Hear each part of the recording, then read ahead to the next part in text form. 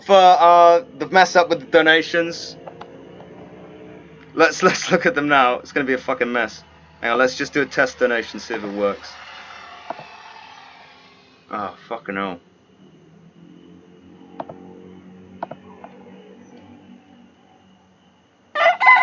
Now it's fucking working. Now it's fucking working. I don't even know what happened. This is a test donation This for is a test donation for $1. So what did I miss here? What did I miss? Right, we go to... Fucking hell. Fucking hell. My donations... They're all going to be begging me to fucking stop. Oh my god. Oh my fucking god.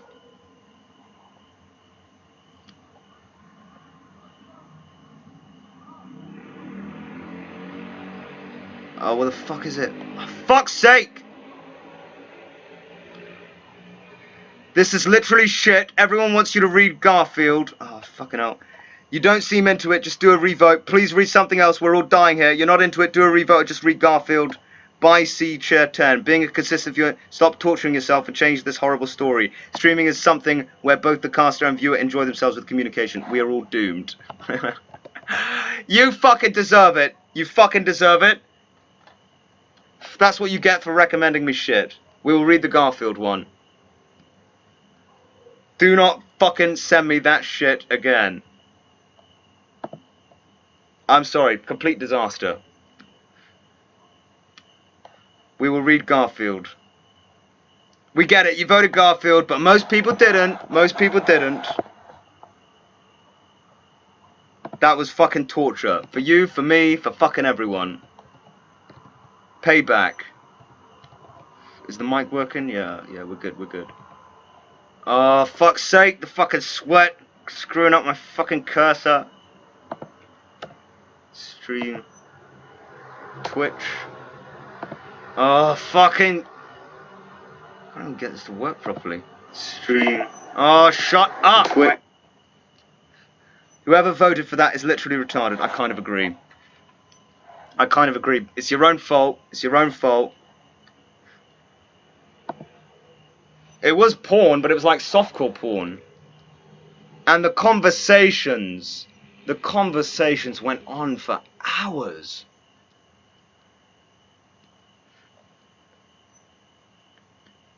I'm sorry the donations weren't working. I do apologise. That was my fault. I don't know what happened. Clown, why was the previous stream deleted? Why are you not playing Crash Bandicoot today? We'll play it tomorrow. I promised fan fictions today, so that's what we're doing. Oh, we got something? Bullshit, you voted for Yeah, depression. well, your fucking fault, mate. Your fucking fault. That's what you get for voting for porn. You wanted to hear Sonic get fucked. That is called karma. That is called fucking karma. It's not ironic. It's not an ironic story. I genuinely believe that this guy wanted to make an erotic Sonic fanfiction. 100%. Yeah, we're going to read the Garfield one. There's no twisted, dirty porn in it. It's pretty tame. But it should be good. It's got to be a lot better than that one. Got to be. He's a freak. I can tell you right now, he's a fucking freak. There's one with me and Keem. Alright, I'll read it. I'll read it while I'm smoking. Yeah, no more fucking. No more fucking. That is the freak's fault. Right. Okay, I'm saying no more fucking, but John has just sent me this Colossal Keemstar fanfic. Oh my god. It must have been recent. It must have been fairly recently written. If I can get to the fucking thing. The title is called Colossal Went a Bit Too... Oh, fuck me. Clown, I've never felt so sorry in my life for someone after hearing every fucking detail of their story. Whoever recommended it needs to be slapped or some shit. I agree. I was as fucked as you guys were. Trust me, trust me. Right. Colossal went a bit too far. Chad had entered the baited episode in a hurry, not wanting to hear the bullshit the two fucks were yelling about. Keem was riled up from the fight, his face heated. That's what it says. His hands shaking. his dick hard. Oh no.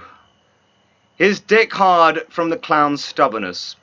Oh, how much Keem loved how stubborn Colossal is. But he didn't love it this time. Yes, of course, he loved it when Colossal denied the pleasure and satisfaction it brought him when Keem pounded his asshole with no mercy. But this wasn't one of those nights. This was a legitimate fight between him and Clown. What angered him the most was the fact that he couldn't drive to his house and teach the Clown a lesson with his girthy cock, for Colossal was too far away on one of his rich boy holidays again. "Chad, leave the call," Colossal demanded. He sounded frustrated, but the raspiness in his voice suggested he wasn't going to give Keemstar a piece of his mind, or rather, ass. "Don't fucking tell me what to do, you red-haired cunt!" Now Keem was angry, because the fat blonde refused to leave the call, so Keem can virtually come on Colossal's ass. They both argued for what seemed like 20 minutes. Doesn't sound like much, but it was. It was too much for Keem's hardening rat tail to stay calm. So he did what any rational, horny mutant rat would do, and kick Chad out of the call. Probably block him too. "Ugh, finally that blobfish left," Colossal exclaimed, relieved. Keem just hummed in agreement. A short pause fell into the atmosphere. They both couldn't stop staring at each other. Maybe because, if they looked hard enough, they'll see their own reflection. They both sighed in unison. They knew what was to come. Under any circumstance, they would be excited, but they weren't near each other. Colossal couldn't dig his nails into Keem's back until blood seeped out. He couldn't shove his dick between the other's tits and come into his beard. He couldn't do any of the shit he secretly loved to do. Somehow, Colossal thought that maybe his trip wasn't such a great idea. For the first time, he didn't like the fact that he was home, near Keemstar. He missed those nights where Keemstar would come to his house, fuming with rage and unsatisfied lust. He missed those nights where his ass was pounded beyond recognition.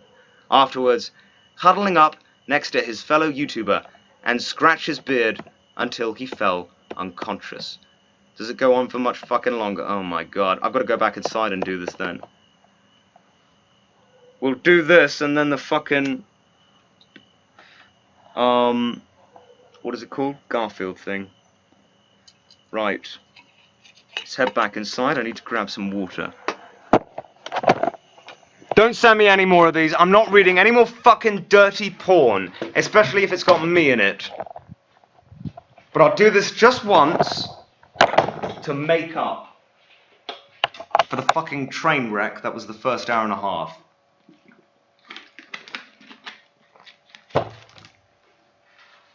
"Keem," he voiced from the other side of the screen, pulling the other out of his trustful gaze at him. "I'm sorry for what I said. You were right, and I was wrong." His voice broke. He just wanted the scent of the gnome filling up his nose, his lengthy gnome cock, to fill him up to the brim with his garden water. "I swear to God, if you weren't home right now, I would have fucked you so hard and come straight onto your asshole." Keem's impulsive words sent shivers down the... I haven't got red hair.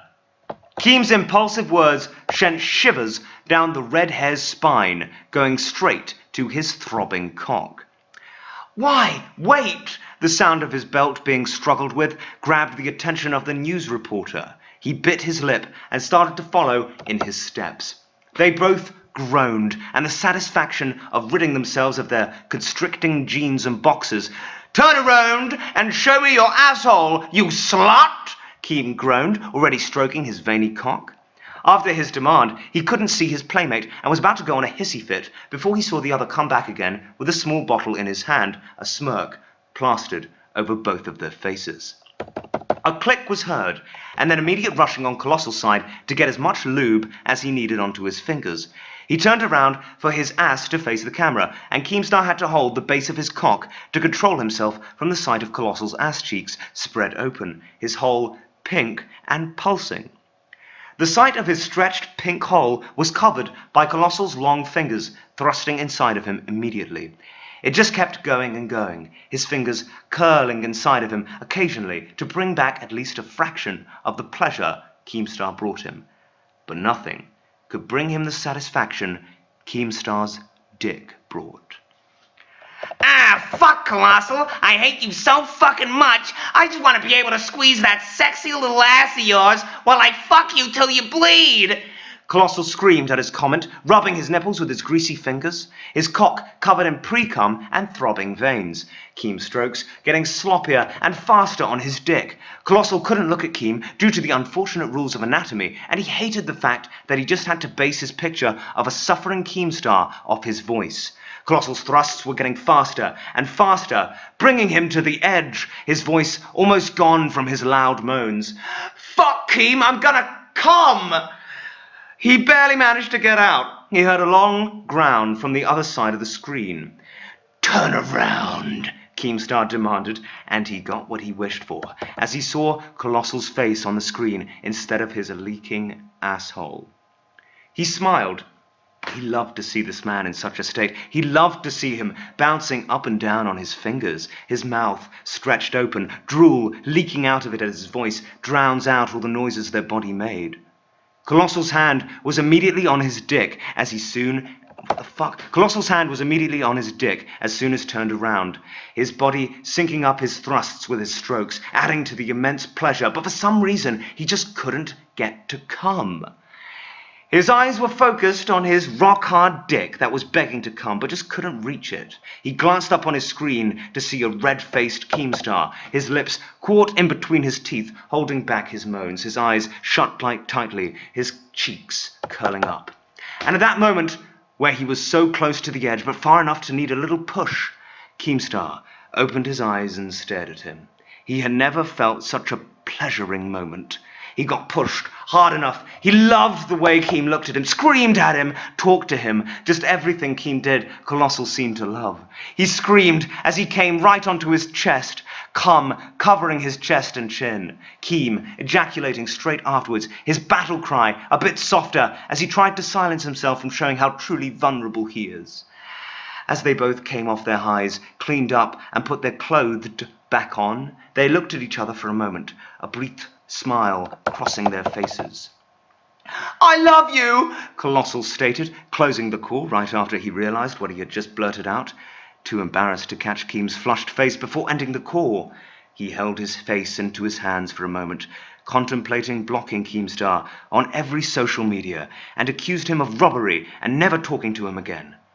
They sounded like real options that he should probably consider before he heard a ding come from his phone. He glanced down over at his screen, threw his hands and saw a text from Keemstar. He pulled his hands away from his face and grabbed his phone, unlocking it. I love you too, it read, his smile stretching out from ear to ear, his face as red as his hair, it's not fucking red, and his heart beating faster than a drama alert video about Jake Paul. God, no matter how many times Colossal said he hated Keemstar, he can never convince himself to stop loving this man.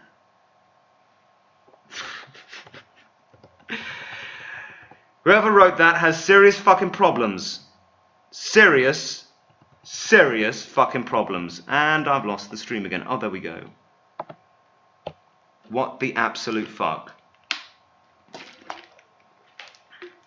Disgusting. Disgusting. At least it was better than the one I just read before, in fairness. Pete White.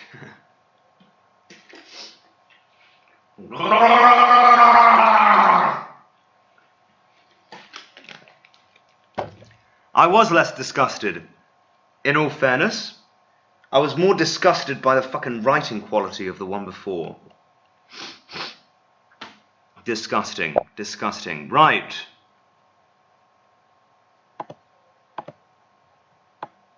That should make it up to you. I would have never done that if I hadn't fucked the beginning of this stream. And I'll never do it again. So be grateful.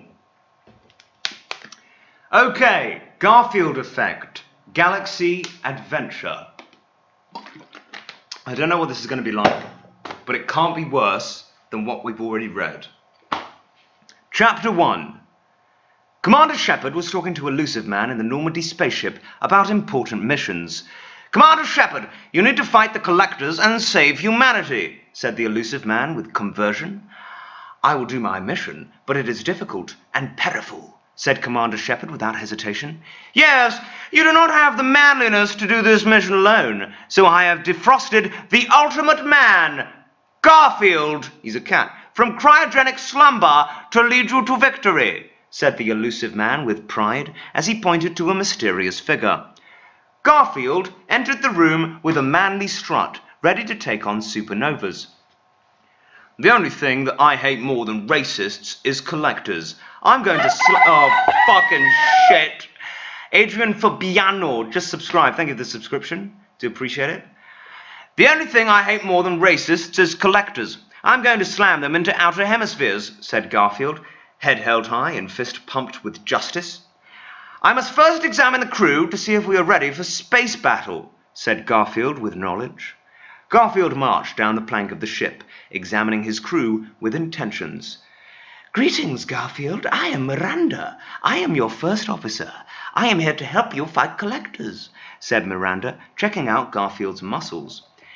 "Hey there, sweet bumps. I would like to get into your collectors," said Garfield with flirting.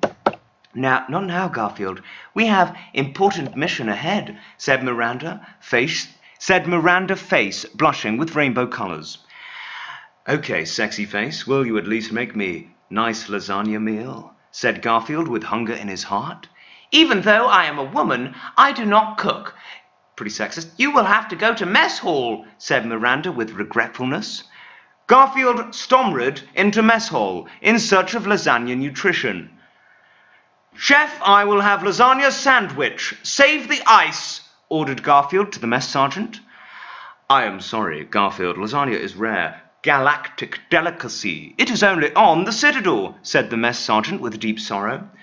"What is this madness?" bombasted Garfield with appalling shock.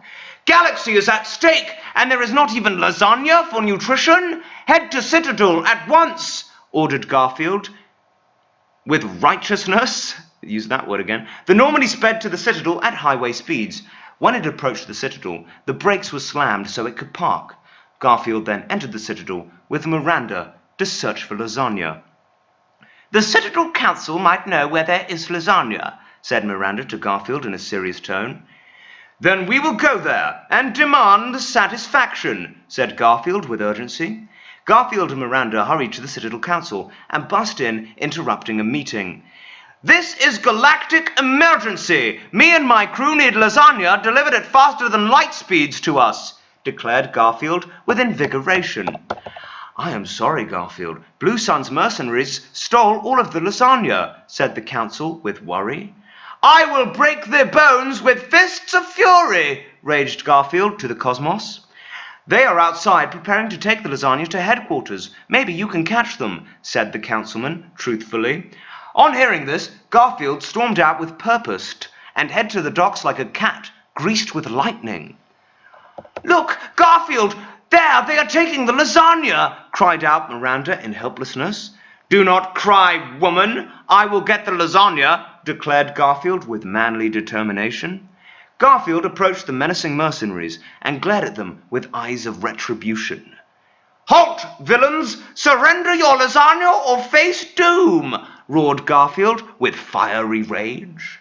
"Ha ha, Garfield! The collectors hired us to steal this lasagna. Your stomach will be empty forever," said the Blue Sun's leader.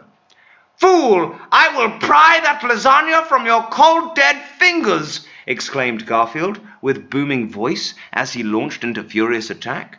"Get him and defend lasagna with mind, body, and stomach," said Blue Sun's leader to his henchmen. The henchmen fired at Garfield with raging guns, but Garfield did a cartwheel through them, splitting them in two. Another henchman tried to fire Garfield, but Garfield blackflipped in front of him and broke his neck with velocity. "It is just you and me, Blue Sun's leader," said Garfield to the Blue Sun's leader with intimidation. "Please, show me mercy, Garfield. I only stole lasagna for money," begged the Blue Sun's leader. I am the garbage man, and it is garbage day, said Garfield with slick style as he grabbed the Blue Suns leader and threw him in a garbage compactor. With all the Blue Suns gone, Garfield took the lasagna back with him to the Normandy and was called by the elusive man.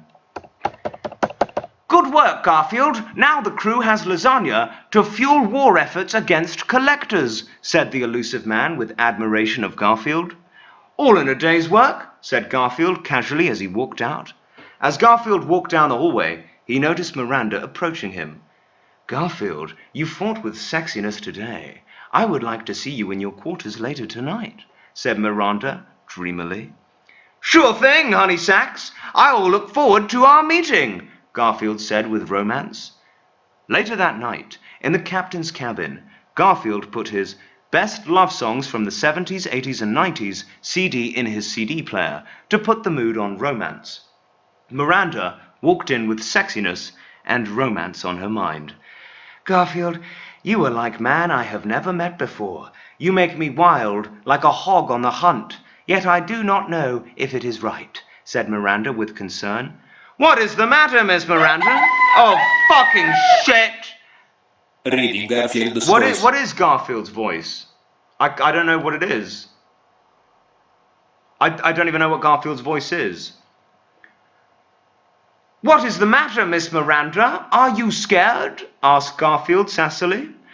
I am worried. You are too much man for me to handle, said Miranda with honesty. Do not worry. It will be gentle, like chef putting lasagna in the oven, said Garfield reassuredly.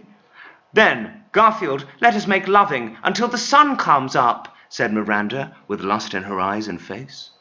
With these words, Garfield and Miranda embraced and made loving all night long with energy of 1,000 galaxies. Chapter 2. I don't know the Garfield voice. Thank you for the $3, by the way.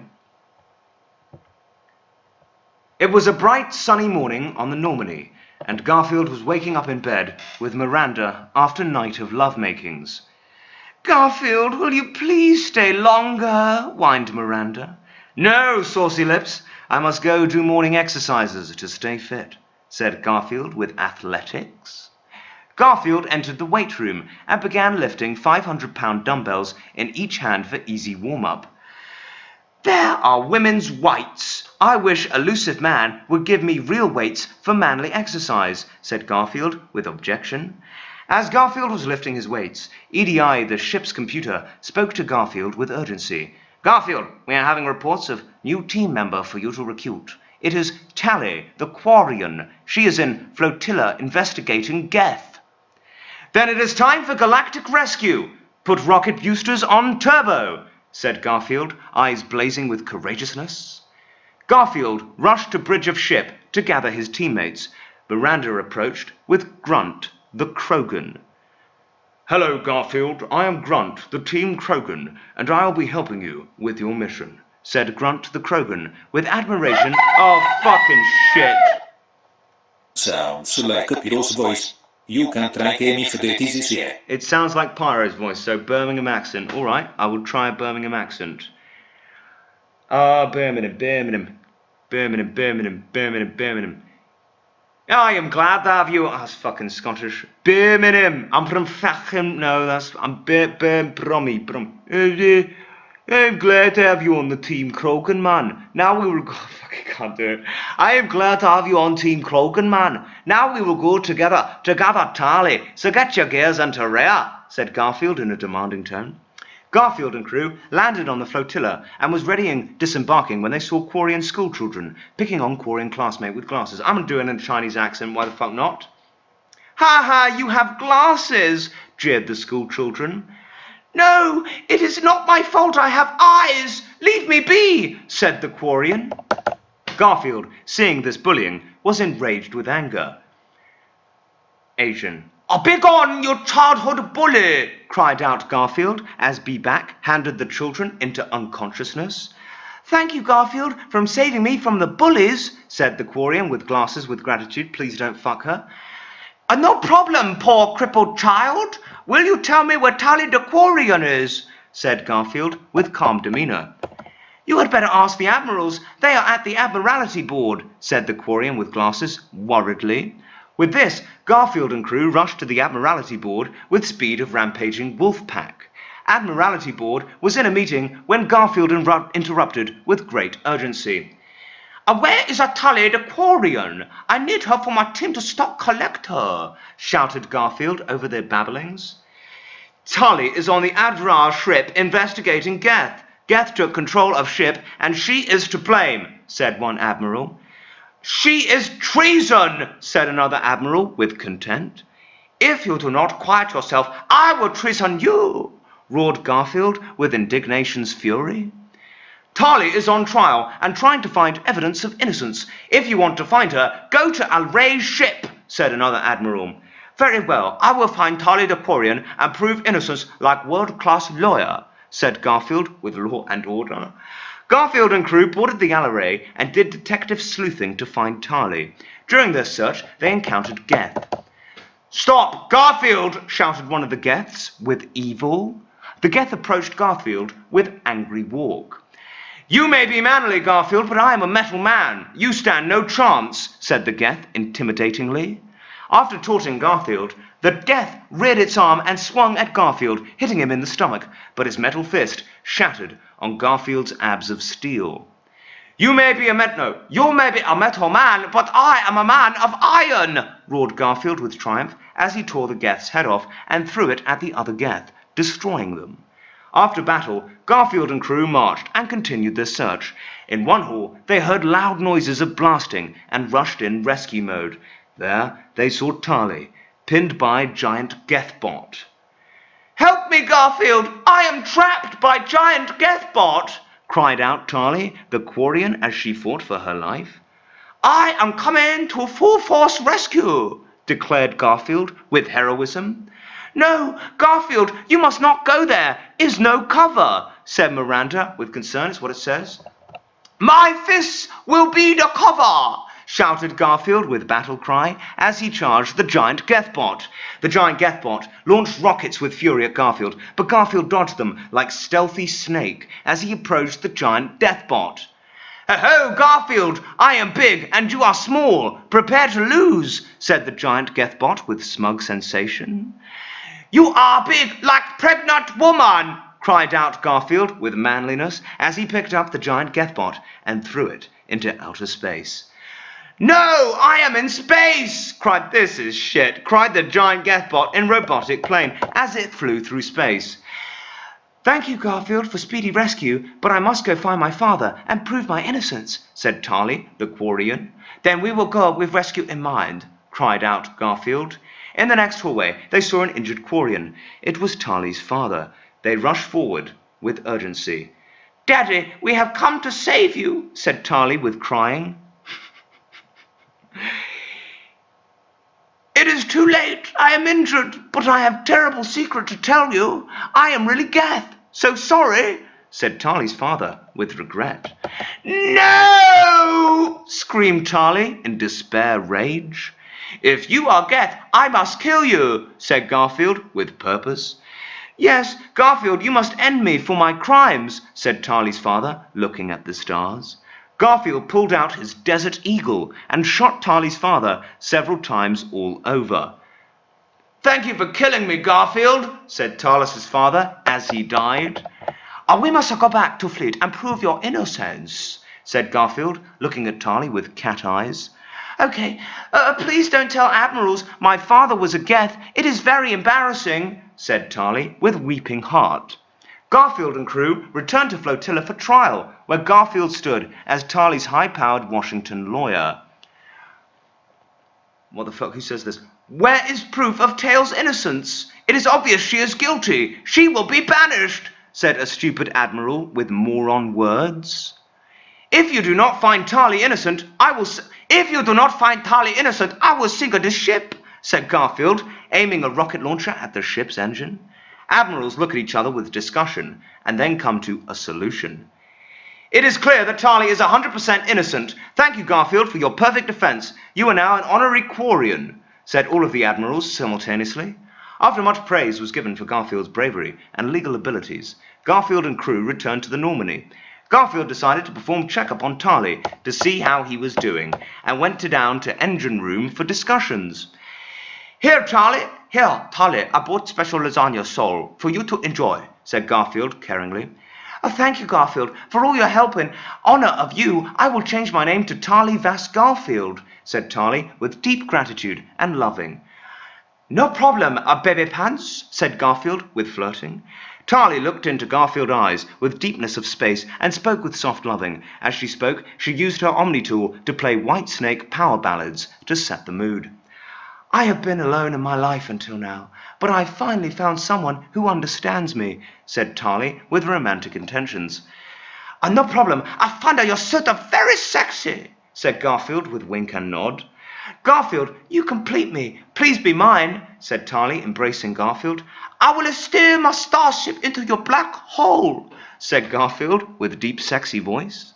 They embraced and made lovings in the engine room all night long, to the rhythms of roaring engine music. That's it. That's chapter 2. I'm going to take a break. Ah, my fucking back.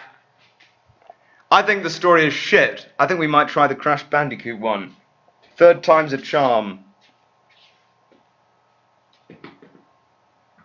It's so poorly written as well. Right. Have a cigarette? Have a cigarette?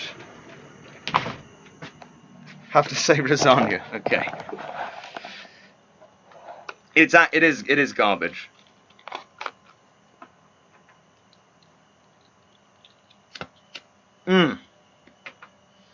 I think we're going to try the, go back to Sonic Harem. Fuck off. Absolutely not.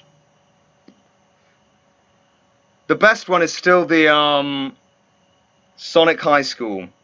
So I promise, like, anytime that, we get another fanfiction request, I'll have to read it first.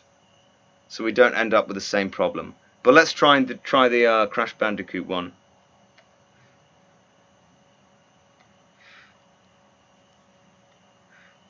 The Crash one isn't all that great. I just thought it fit the theme of high school. Right.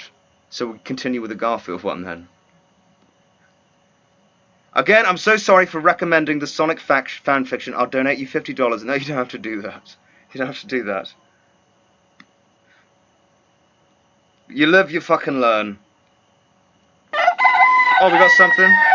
$10 from Anonymous. If you're looking for another shit yet hilarious fanfic to read, I suggest the Garfield Bowl. It's only one chapter, Right, so you it heard him. shouldn't be too long. I like, thank you for the $10. That's very generous, by the way. I like how he's put his name to Anonymous, so if I read it and it's shit, he won't get any blame for it. Yeah, we could finish My Immortal, I suppose. I think we'll do that. And then for next stream, we'll sort something out. Sorry, next stream, we read some fan fiction. I'll have to read it beforehand. Which kind of spoils the surprise a bit. I'm losing my voice. Which kind of spoils the surprise a bit. But it's the only safe way. Because some of these are just dreadful. They're not even so shit, they're good. Like the Sonic fanfiction one. Or My Immortal. But, yeah. They're just shit. I don't even think that the Sonic one, the one I read this stream, was a troll. I think he's a genuine pedo. My Immortal is boring. All the girl does is cut herself. Clown Garfield's voice is slow and monotonous. Okay, let me see what I can do. Slow and monotonous. Slow and monotonous. I think it would be boring if I did it like that.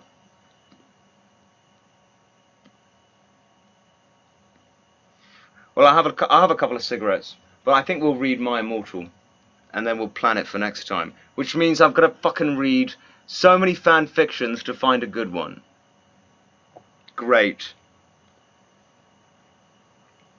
Just for a fucking stream, read through tons of shit to find something worthwhile.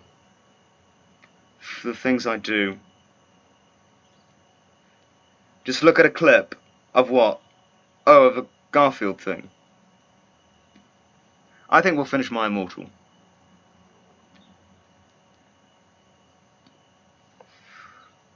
Ask Bren Daniel. Yeah, he does this a lot. I think he's stopped now. He doesn't read fan fictions anymore, does he? Don't read just bullshit. We did that yesterday for most of it.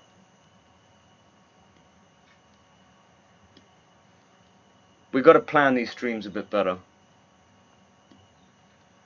We got to finish My Immortal. I've got to finish at least one. I've given up on 2 now. You have a good one for me, but you might get banned off Twitch. Right, well, at this point, send it anyway. Send it anyway.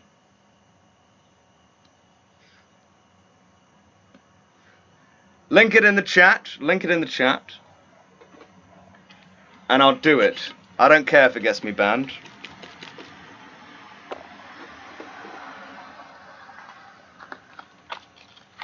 I'm sure there are a few PewDiePie fanfics. Probably along the same lines as the Keemstar X Colossal fanfic. Now we got to do the fanfic stream. That was the plan. We got to follow it through. Do you expect unplanned streams? Yeah, you should by now.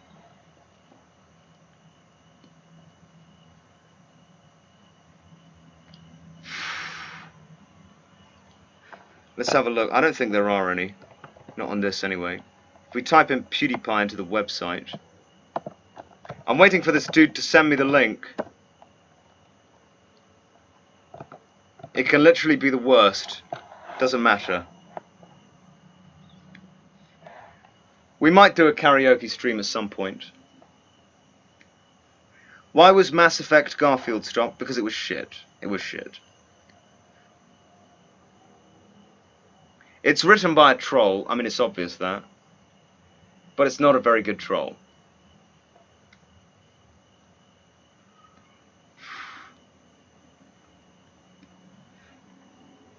Do you think there is a fan fiction of the old man and kid in the movie Up? No, they're not all written by trolls. They're not. The Sonic fan fiction was definitely not a troll. The, well, both of them, neither of them were trolls. 100%. Wasn't one suggested through donation? No, I think someone in the chat said that he had a good one that might get me banned on Twitch. And I'm willing to do it. I'm willing to do it. But link it up. Colossal X Triangle Days. Please fuck no. I'm not reading anything more with me in it. That's not happening. Alright, have a good one, the narrate. Have a good one. There was one through donation. Alright, I'll look at it. I'll look at it now. Streamlabs. Give me 2 secs.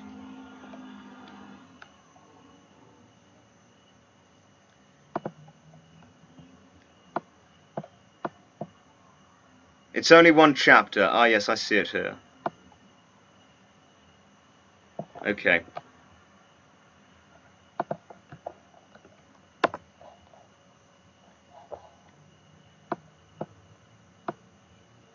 It looks awful. I'll be honest, it looks fucking awful.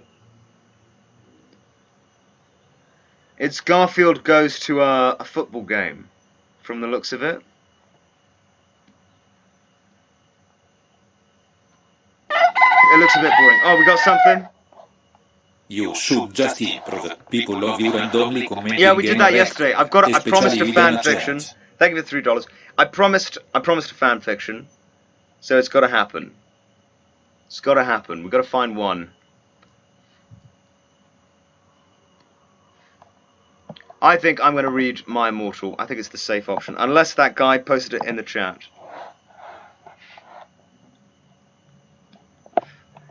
This might get you banned. Oh, you can't send links, can you? I'm just going to mod you for You're the guy, aren't you? I'm going to mod you for like 2 secs so you can post a link. Or someone else do it. If a mod can make him mod, that'd be great. Just for 2 moments so we can post this link.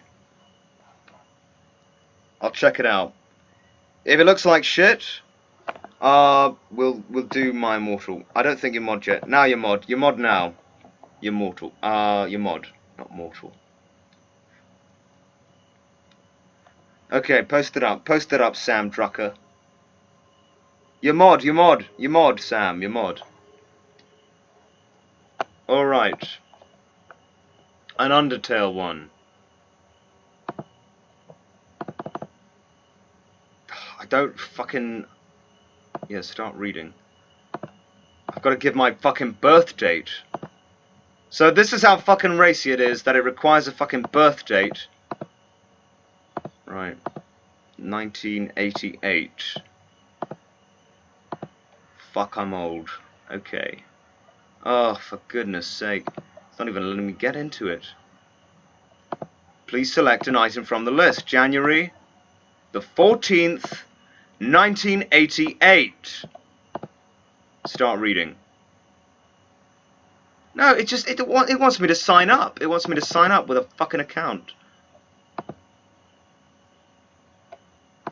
Alright, I'll sign up with my fucking Google shit.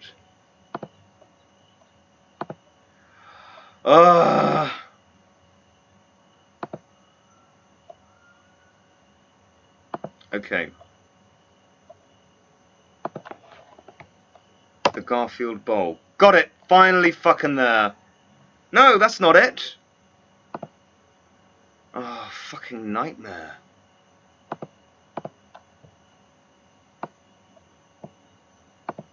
Wattpad. It's just it's a fucking pop-up that comes up and I can't even get into it.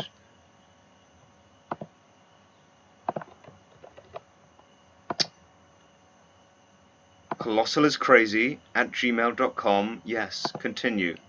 Oh, for goodness sake. Gotta create a fucking account just to read it.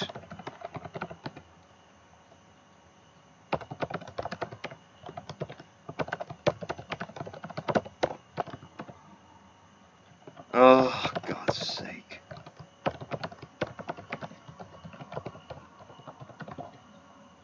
Continue. Oh, the username is already... So someone has signed up with a Colossal is Crazy account. Let's try this one.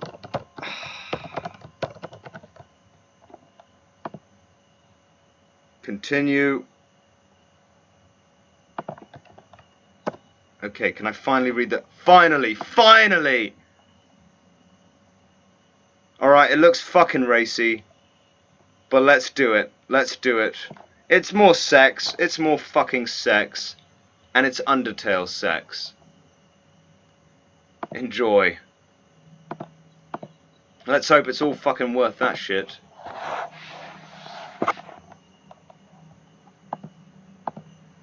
Okay, so type in the chat.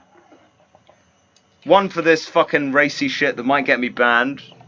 Or 2 for, the Immortal. My Immortal.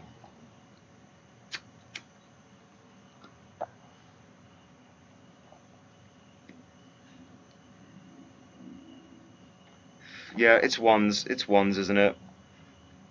Oh no, maybe more 2s. More 2s. Good. I didn't want to get fucking banned. 2s it is. Alright, I'll find my Immortal. Thank you for that, I do appreciate it. My Immortal. I've got to find the fucking chapter I was on now. Let's go history. My Immortal. I think it was chapter 21, sorry, that I was on. Yes, I haven't read this. How many more chapters are there to go? 44 chapters and I'm on 21, so I'm halfway through. We'll finish it tonight. Chapter 21, okay. I just finished the cigarette. You listened to the chat last time with something racy and look what that did. Yeah, good point. Good fucking point. Sans bones her under her table and blue liquid started pouring out. Yeah, no, that's not fucking happening. I'm not starting on chapter 1, forget it. 21, chapter 21. Well, we'll be here for hours then. I'm gonna finish it tonight. I need to finish something. Too much fucking failure has occurred this stream. So we've got to finish it. I think we probably should have done that from the beginning. But no, once again, the chat voted for me to read something else. Read one with crumbs in it. Yeah, never again. Never fucking again. No way you'll finish it tonight. We'll see, I'll hold you to that. Jess, I will hold you to that. I think I'm going to finish it. Why does he talk like that? Who, me? It's just my voice. It's a beautiful voice. Isn't it almost 3 AM for you? Yes, 2:45 in the morning. But I'm going to finish it. I need an accomplishment.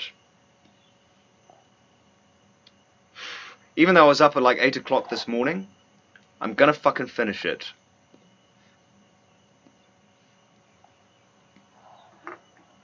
I know you love it. I know you love it. Alright, let's go inside.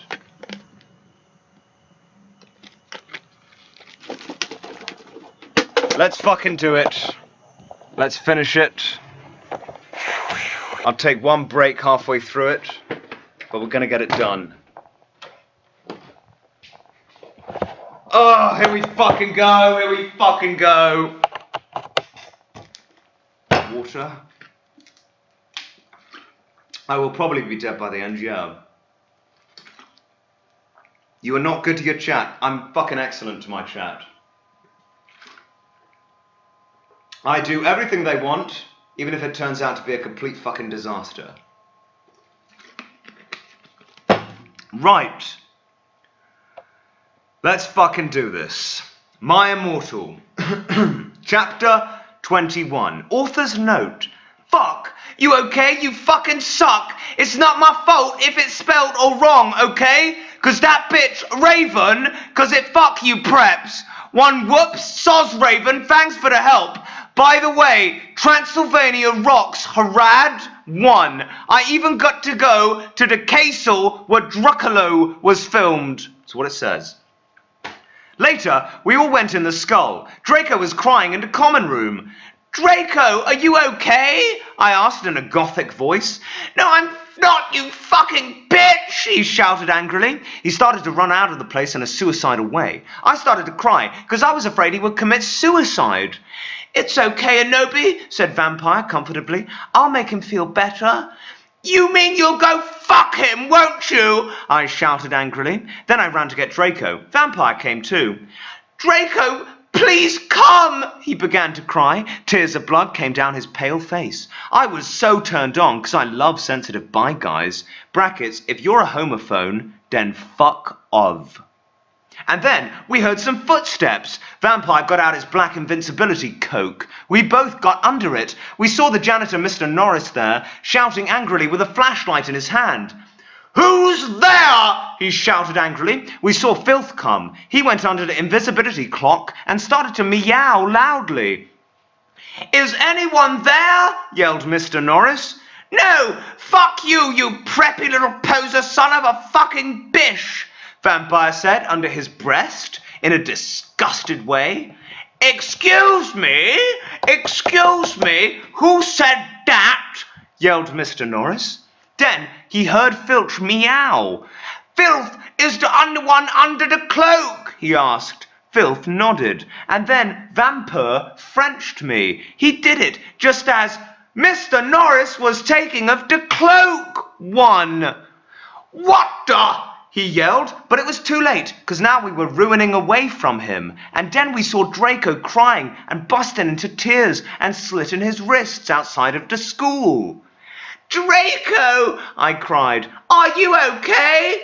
I guess though, Draco weeped. We went back to our coffins, Frenching each other. Draco and I decided to watch Lake Placid, brackets, see, isn't the depressing, on the gothic red bed together. As I was about to put in the video, my eyes rolled up, and suddenly I had a vision of something that was happening now. There was a knock on the door, and Fug and a mystery of magic walked into the school. 1. Chapter 22. Author's note. Shut the fuck up, preps, Stop flamming, okay? If you do not like it, fuck off. I know it's Mr. Norris. It's Raven's fault, okay? 1-1, you suck. 1. No, just kidding. Raven, you fucking rock. Prep suck. 1. All day, everyone talked about the misery of magic. Well, anyway, I woke up the next day. I was in my coffin, so I opened the door. I was wearing black, lacy leather pajamas. Then, I gasped. Standing in front of me were Bloody Mary, Vampire, Diabolo, Draco, Dracula, and Willow. I opened my crimson eyes. Willow was wearing a tight black leather top with pictures of bloody roses all over it. There's more of these descriptions. Under that she walked a black poofy skirt with lace on it and black gothic boots that was attached to the top. Vampire was wearing a baggy Simple Plan t-shirt and baggy black pants and Vans. Draco was wearing a black MCR t-shirt and black jeans and a leather jacket. He looked just like Gerard Way and almost as fucking sexy. Vampire looked like Joel Madden. Bloody Mary was wearing a tight black poofy gothic dress that she had ripped so it showed off her cleavage, with a white apron that said bitch and other swear words and MCR lyrics on it, kind of like one dress I had seen Amy Lee wear once. Darkness, brackets, who is Jenny, was there too. She was weaving a ripped gothic black dress with ripped stuff all over it and a lace-up top thing and black pointy boots. So were Crab and Goyle. It turns out that Darkness, Diabolo, Crab and Goyle's dad was a vampire. He committed suicide by slitting his wrists with a razor. He had raped them and stuff before too. They got all depressed that they became gothic and converted to Satanism. Oh my fucking God! I yielded as I jumped up. Why the fuck are you all here? Inobi, something is really fucked up, Draco said. Okay, but I need to put my fucking clothes on first, I shouted angrily. It's all right. We have to go now, and you look kawaii anyway. You're so fucking beautiful, Drake said in a sexy voice. Oh, all right, I said, smiling. But you have to tell me why you're being all erective. I will, he said. So I just put on some black eyeliner, black lipstick and red eyeshadow and white foundation. Then I came. We all went outside the Great Hall and looked in from a window. A fucking prep called Brittany from Gryffindor was standing next to us. She was wearing a pink mini and Hilary Duff t-shirt, so we put up our middle fingers at her. Inside the Great Hall, we could see Dumbledore. Cornelia Fudged was there shouting at Dumbledore. Doris Rumbridge was there too. This cannot be, she shouted angrily. This school must be closed. The Bark Lord is planning to kill the students, yelled Cornelia Fudge. You are not fit to the principal any longer, yelled Rumbridge. They all have the same voices. Ye are too old, and your Alzheimer's is too dangerous. You must retry, or Voldemort will kill your students. Very well, Dumbledore said angrily, but we cannot do this. We can't close the school. There is only one person who is capable of killing Voldemort, and she is in the school, and her name is Ebony Darkness Dementia Raven Way. Draco, Crab, Goyle, Darkness, Widow, Vampire, and Bloody Mary looked at each other. I gasped. Chapter 23. Author's note. Dr. Fuck up, bitches. 1. You're just jealous, 'cause I got 10,000 reviewees. 1. Thanks to Raven 4 to help and telling me about the books. Girl who rocks. Let's go shopping together. The door opened, and Professor Rumbridge and Cornelia Fudge stomped out angrily. Then Dumbledum and Rumbridge sawed us.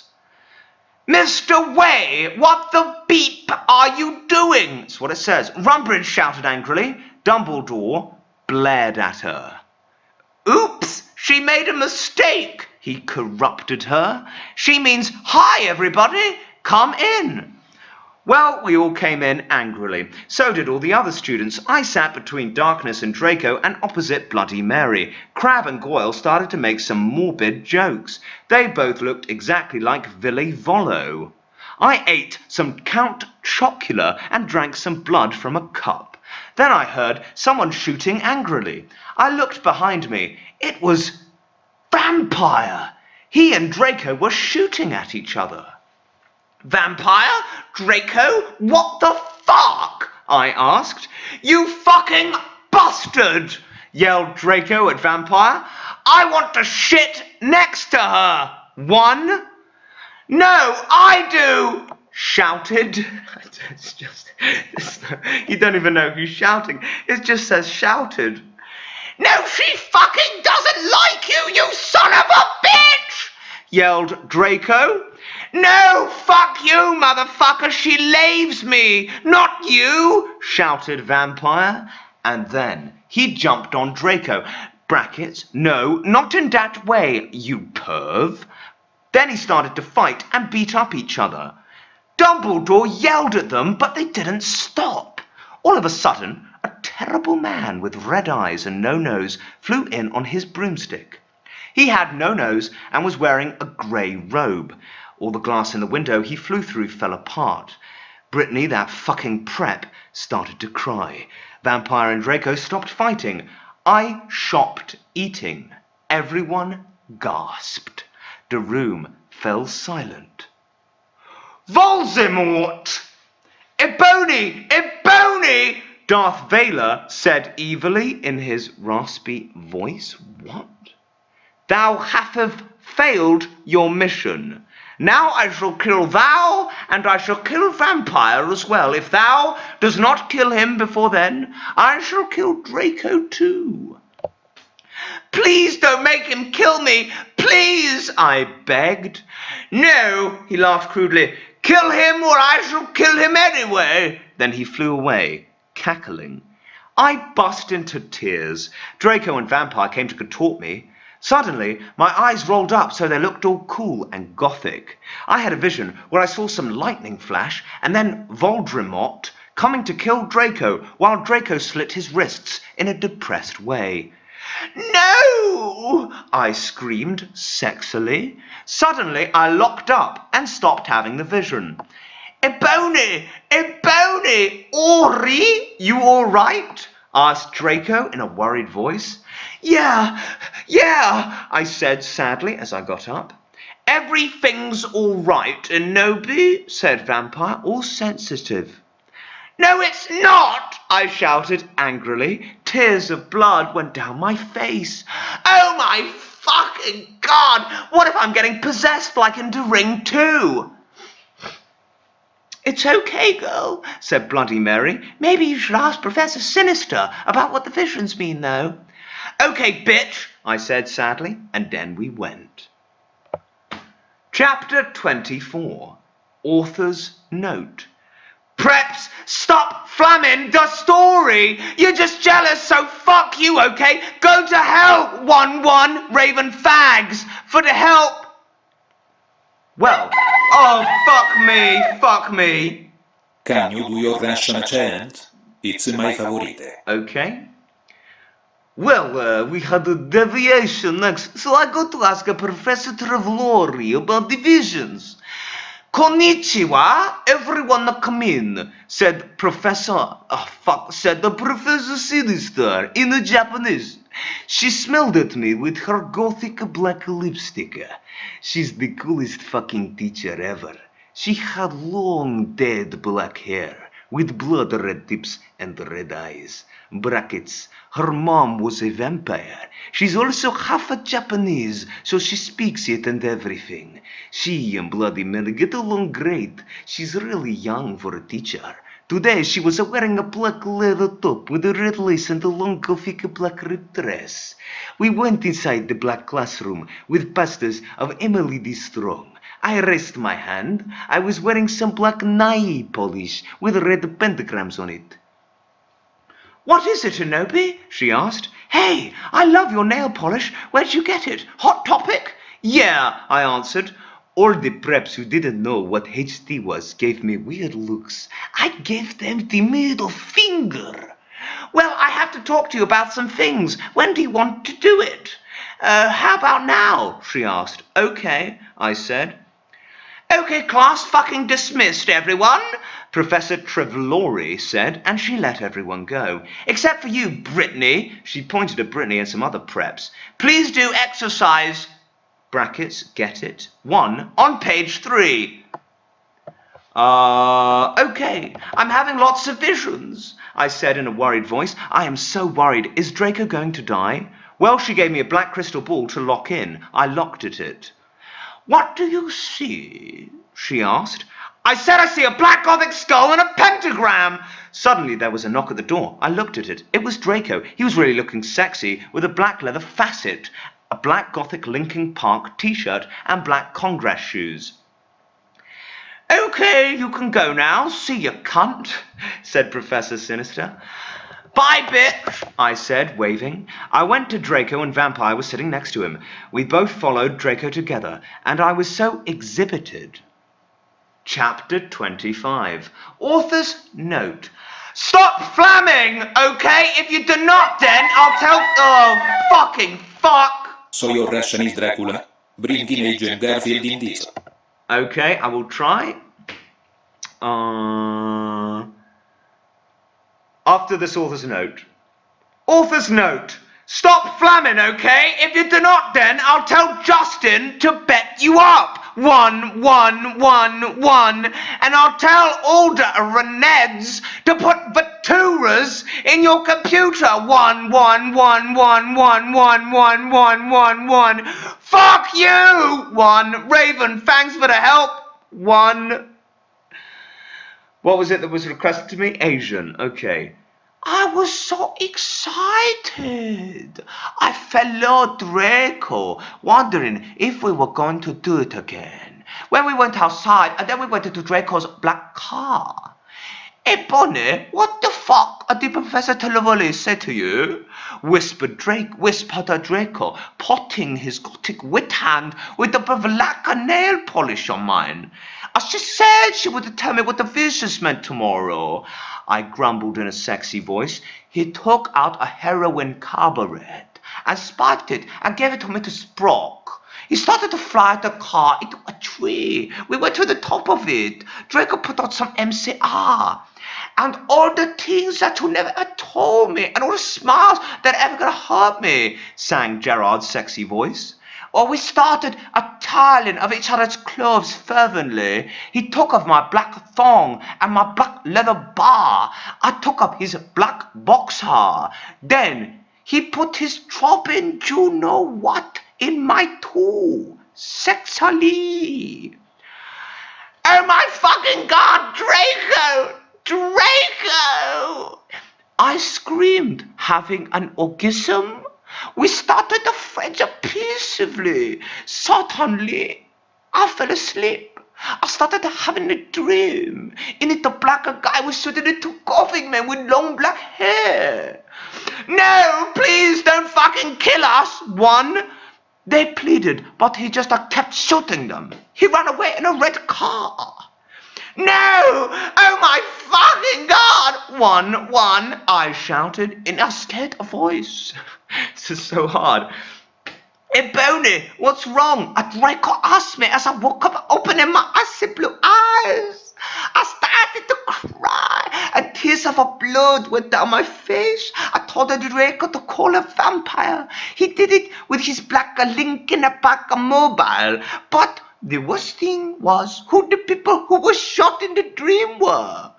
Lucian and Sirius. 111. Okay, enough of the fucking Chinese. Chapters 26 to 30. Next fucking page. Chapter 26. Author's note. Preps, stop flamming the story, okay? 1, if you do not like the story, then go fuck yourself, you fucking prep. You suck, 111. Oh yeah, and I wasn't being racist, okay? 1-1. A few mutates later, Vampire came to the tree.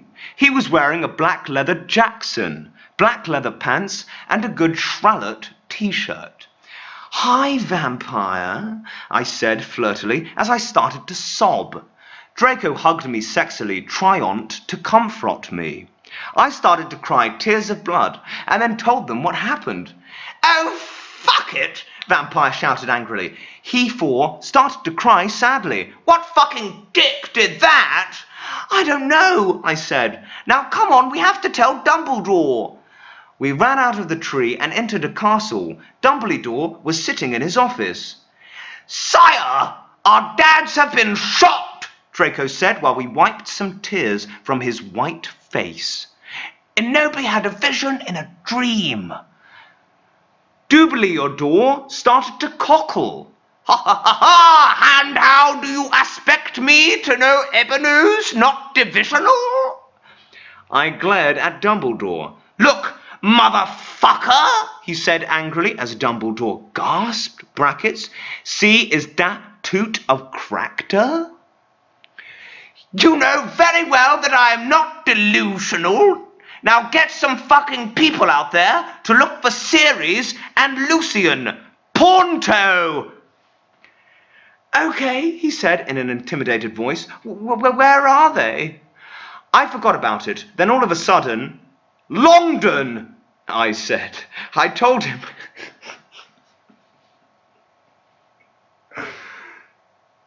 Longdon. I told him which street. He went and called some people and did some stuff. After a few missed tunes, he came back and said people were going out looking for them. After a while, someone called him again. He said that they had been found. Draco, Vampire, and I all left to our rooms together. I went with Draco to wait in the nurse's office, while Vampire went to slit his wrists in his room. Of course he did. We looked at each other's gothic, depressed eyes. Then we kissed. Suddenly, Sirius and Lucian came in on stretchers, and Professor Sinister was behind them. 1. Chapter 27. Author's note. "You know what, 111? I do not give a fuck what you preps think about me, 1111. So stop flamming the fucking story, bitches. 1111. Thanks to the Raven for your love and support and help. I love you, girl. Soz, I could not update, lol. I was really depressed and I slipped my wrists. I got to go to the hospital. Raven, you rock, girl. 111111111111. Everyone in the room started to cry happily. I had saved them. Draco, Lucian, Sirius Bond, Vipire all came to hug me. The nurse started to give them medicine. "Come on, Inobi," said Professor Sinatra. She was wearing a gothic black leather dress with a corset, top, and real vampire blood on it, and fucking black pentanum boots. "I have to tell you the fucking perdition." What? I looked at Lucian, Seraphs, Drake, and Vampire. They nodded. Drake is in this now. I smelled happily and went into a dark room. I had changed. Professor Sinister took out some black cards. She started to look into a black crucible ball. She said, "Tara, I see Drac times are near," she said badly. She peered into the balls. "You see, you must go back in time." She took out a time toner like Bloody Mary had. When Voldemort was in Hogwarts, before he became powerful, he got his hearth broken. Now, do you think he would still become Voxelmort if he was in love? I shook my head. "You must go back in time and seduce him." "No, it is the only way. If he is still alive, then you must kill him. You can come to my room tomorrow, and you can do it." "Okay," I said sadly. We did this tuxin. I went outside again, sadly. "What fucking happened?" asked Draco and Vampire. "Yeah, what happened?" asked Darkness, Willow, and Baldy Mary. I was about to tell them, but everyone was there. They were celebrating Lucian and Sirius being fond. Everyone was proud of me, but I just wanted to talk to Draco. They were cheesing my name, and some reporters were there, trying to interview Dumbledore. A banner was put up. Lots of fucking preps were there, obviously trying to be gothic, wearing some hymn signs on their hands, despite them not having actually heard of him. Even Mr. Norris looked happy. A black and red cake had been brought out. Crab and Goik set up some fireworks in the shape of skulls from Wesley's Wizard Wisers. I put on my invisibility cloak with Vampire and Draco, and we sneaked outside together. Chapter 28. Author's note. I said stop glamaying the story. It was a miscat when Professor Relori said that, okay? 11111. Go to fucking hell, 1111. You suck. Thanks to Philly for the help. 1. Raven, have fun with Kiwi. 111111. We went into a black room. The walls were black with portraits of Gothic bands like MCR, GC and Marlin Mason all over them. A big black coffin was in the middle. Red velvet lined the black box. There were 3 chairs made of bones with real skulls in them. I was wearing a black corset bar with purple stuff on it, fishnet sucklings and a black leather thong underneath. I sat down on one of the chairs dispersedly. So did Draco and Vampire. Are you okay? Vampire asked, potting his albastard hand on me. He was wearing black nail polish. I was wearing black nail polish with red crosses on it. Oh, fuck! Been crying so much. Thank you so much, Oliver. You're welcome. Thank you so much for the generous donation, Soldier Man. Do appreciate it. Where the fuck was I? Are you okay? Vampire asked, potting his albastard hand on mine. He was wearing black nail polish. I was wearing black nail polish with red crosses on it. Yeah, I guess, I said sadly. Draco also popped his hand on mine sexily. I smiled sadly with my black lipstick. The problem is, I have to seduce Foxelwort. I'll have to go back in time. Draco started to cry sadly. Vampire hugged him. It's okay, Bobby, he said finally. But what about me? You're not going to break up or anything, are you? Of course not, I gasped. Really? He asked. Sure, I said. We Frenched sexily. Vampire looked at us longingly. Then I took off Draco's MCR shrift and seductively took off his pants. He was hung like a stallon. He had replaced the vampire tattoo that said Inobi on it. Black roses were around it. I gasped. It looked exactly like Gerard Way. Vampire took a video camera. Brackets, I had said it was okay before. I took off my clothes. Then we were in for the rid of our rife. That's what it says. It's just what it says. We started freaching as we climbed into the coffin. He put his Spock in my you-know-what, and passively we did it. There's just so much wrong with that sentence. I love you, Bobby. Oh, let me feel you. I need to feel you. He screamed as we got an orgasm. We watched Vampire filmed everything perfectly. Suddenly, what the fuck are you doing? It was Snoop and Professor McGoggle. 111.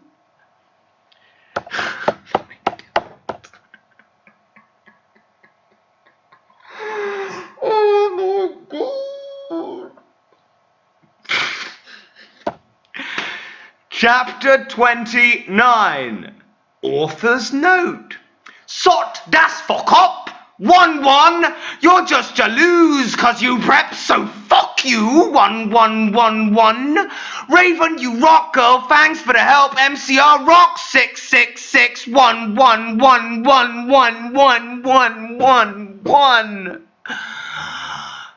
Oh my Satan! 1, we screamed as we jumped out of the coffin. Snap and Professor McGonagall started shooting at us angrily. Come now! 1, Preacher McGonagall yielded. We did, guiltily. We left the room putting on our clothes. Snoop garbed the caramel and put it in his pocket. I think he means the camera. Hey, what the fuck? 111, Vampire shooted angrily. Buster, what the fuck are you going to do with a fucking camera? Draco demanded, all protective, looking at me longly with his gothic red eyes. Look, Dumbledore knows your little secret, and if you do this again, then you will go to St. Mango's. So give me the camera, 1111. Ha ha ha! The mastery of magic thinks he is crazy! There is no way Day will believe me! Snoop laughed meanly. Yes, so shut your mapooth, you inslucent fools! Yelled Professor McGoggle. She made us come into a weird room with white stones all around it. There were all these weird tools in it. Draco started to cry, all sexy and sexitive. Brackets, get it? 'Cause he a sex-born lol, Tom Felnot rolls for life, but not as muxer as Gerard, sex on legs. I love you, you fucking rock, marry me, 111. I have no idea what the fuck that sentence was. I started to cry tears of blood. You don't do that enough, do you? Brackets, it happens in Vampire Croc-Nichols, Raven said, so okay, so fuck you. 1. Vampire took out a black handkerchief and started to wipe my red eyes. And then he and Snoop both took out guns using magic. They started to shoot each other angrily. None of the ballots got on each other yet. I took out my wand. Crucio! I shouted. Snap stated to scram. He dropped a gun, but it was too late. Both of them had run out of ballots. I stopped the curse. Professor McGoogle did a spell, so they were all chained up. She took out a box of tools. Then she said, okay, Severus, I am going to go now. She left. Snap started to laugh evilly. Vampire started to cry. It's okay, Anope, said Draco. Evergreen will be all right. Remember the Sidio you took of Snake? Snape laughed again, and then he took out some whips. 1, 1, 1, 1, 1. Chapter 30. Author's Note. Stop flamming the story, okay? You do not know what's even gonna happen, okay? 1111. So fold you. 111. If you flam, you will be a prep. So our flammers can kiss my ass. 111. Soz for the soz for saying Alzheimer's is dangerous. But that's the mysteries on Pinyongo society. Basically sucks. Thanks to Raven. You rock, bish. 111. No! 1-1, we screamed sadly. Snap started loafing meanly. He took out a camera and Villy. Then he came towards Darko. 1. He took some stones out of his pocket. He put the stones around Draco and knit a candle. What the fuck are you doing? I shooted angrily. Snoop laughed meanly. He pulled down his pants. I gasped. There was a dork mark on his you-know-woot. 1-1. He waved his wand and a knife came. He gave the knife to me. You must stab Vrompir, he yelled to me. If you don't, then I'll rap Draco. 1. No, you fucking bastard! 1, I yielded. But then Draco looked at me sadly with his evil gothic red eyes that looked so depressant and sexy. He locked exactly like a pentagram, brackets, lol, get it, 'cause I'm a Satanist, between Kurt Cobain and Gerard. But then I looked at Vampire and he looked so smexy too, with his gothic black hair. I thought of the time when we screwed, and the time I did it with Draco, and Dumbledore came, and the tame where Draco almost committed suicide and Vampire was so sportive. Snipe laughed angrily. He started to pray to Voldemort. He started to do an incapacitation dancing around the Stokes, whipping Draco and Vampire. Suddenly, an idea I had. I closed my eyes, and using my vampire powers, I sent a telepathic message to Draco. Sorry, I've said it wrong. I closed my eyes, and using my vampire powers, I sent a telepathic massage to Draco and Vampire so they would destruct Snape. Dumbledore will get you, Draco shooted. Yeah, just wait up till the mystery find out. 1-1, Vampire yelled. Meanwhile, I took out my wand. You ridiculous dunderhead! 1-1-1, Snoop yielded. He took off all of Draco's clothes just as he was about to rape him. Crucio! I shitted, pointing my wound. Snoop screamed and started running around the room screaming. Meanwhile, I grabbed my black mobile and sent a text to Sirius. I stopped doing Crucio. You dunderhead 111! I'm going to kill! Shooted Snape, but suddenly Severus came. Snake put the whip behind his back. Oh, hello, Sev. I was just teaching them something. Oh, fuck me. Downfall Zombie, just subscribe. Thank you for the subscription. Do appreciate it. Snake pulled the whip behind his back. Oh, hello, Sev. I was just teaching them something, he lied. But suddenly, Lucian and Professor Trelawney came into the room, and they and Sirius unlocked the chains and put them around Snap. Then Professor Trelawney said, "Come on, Ebony, let's go."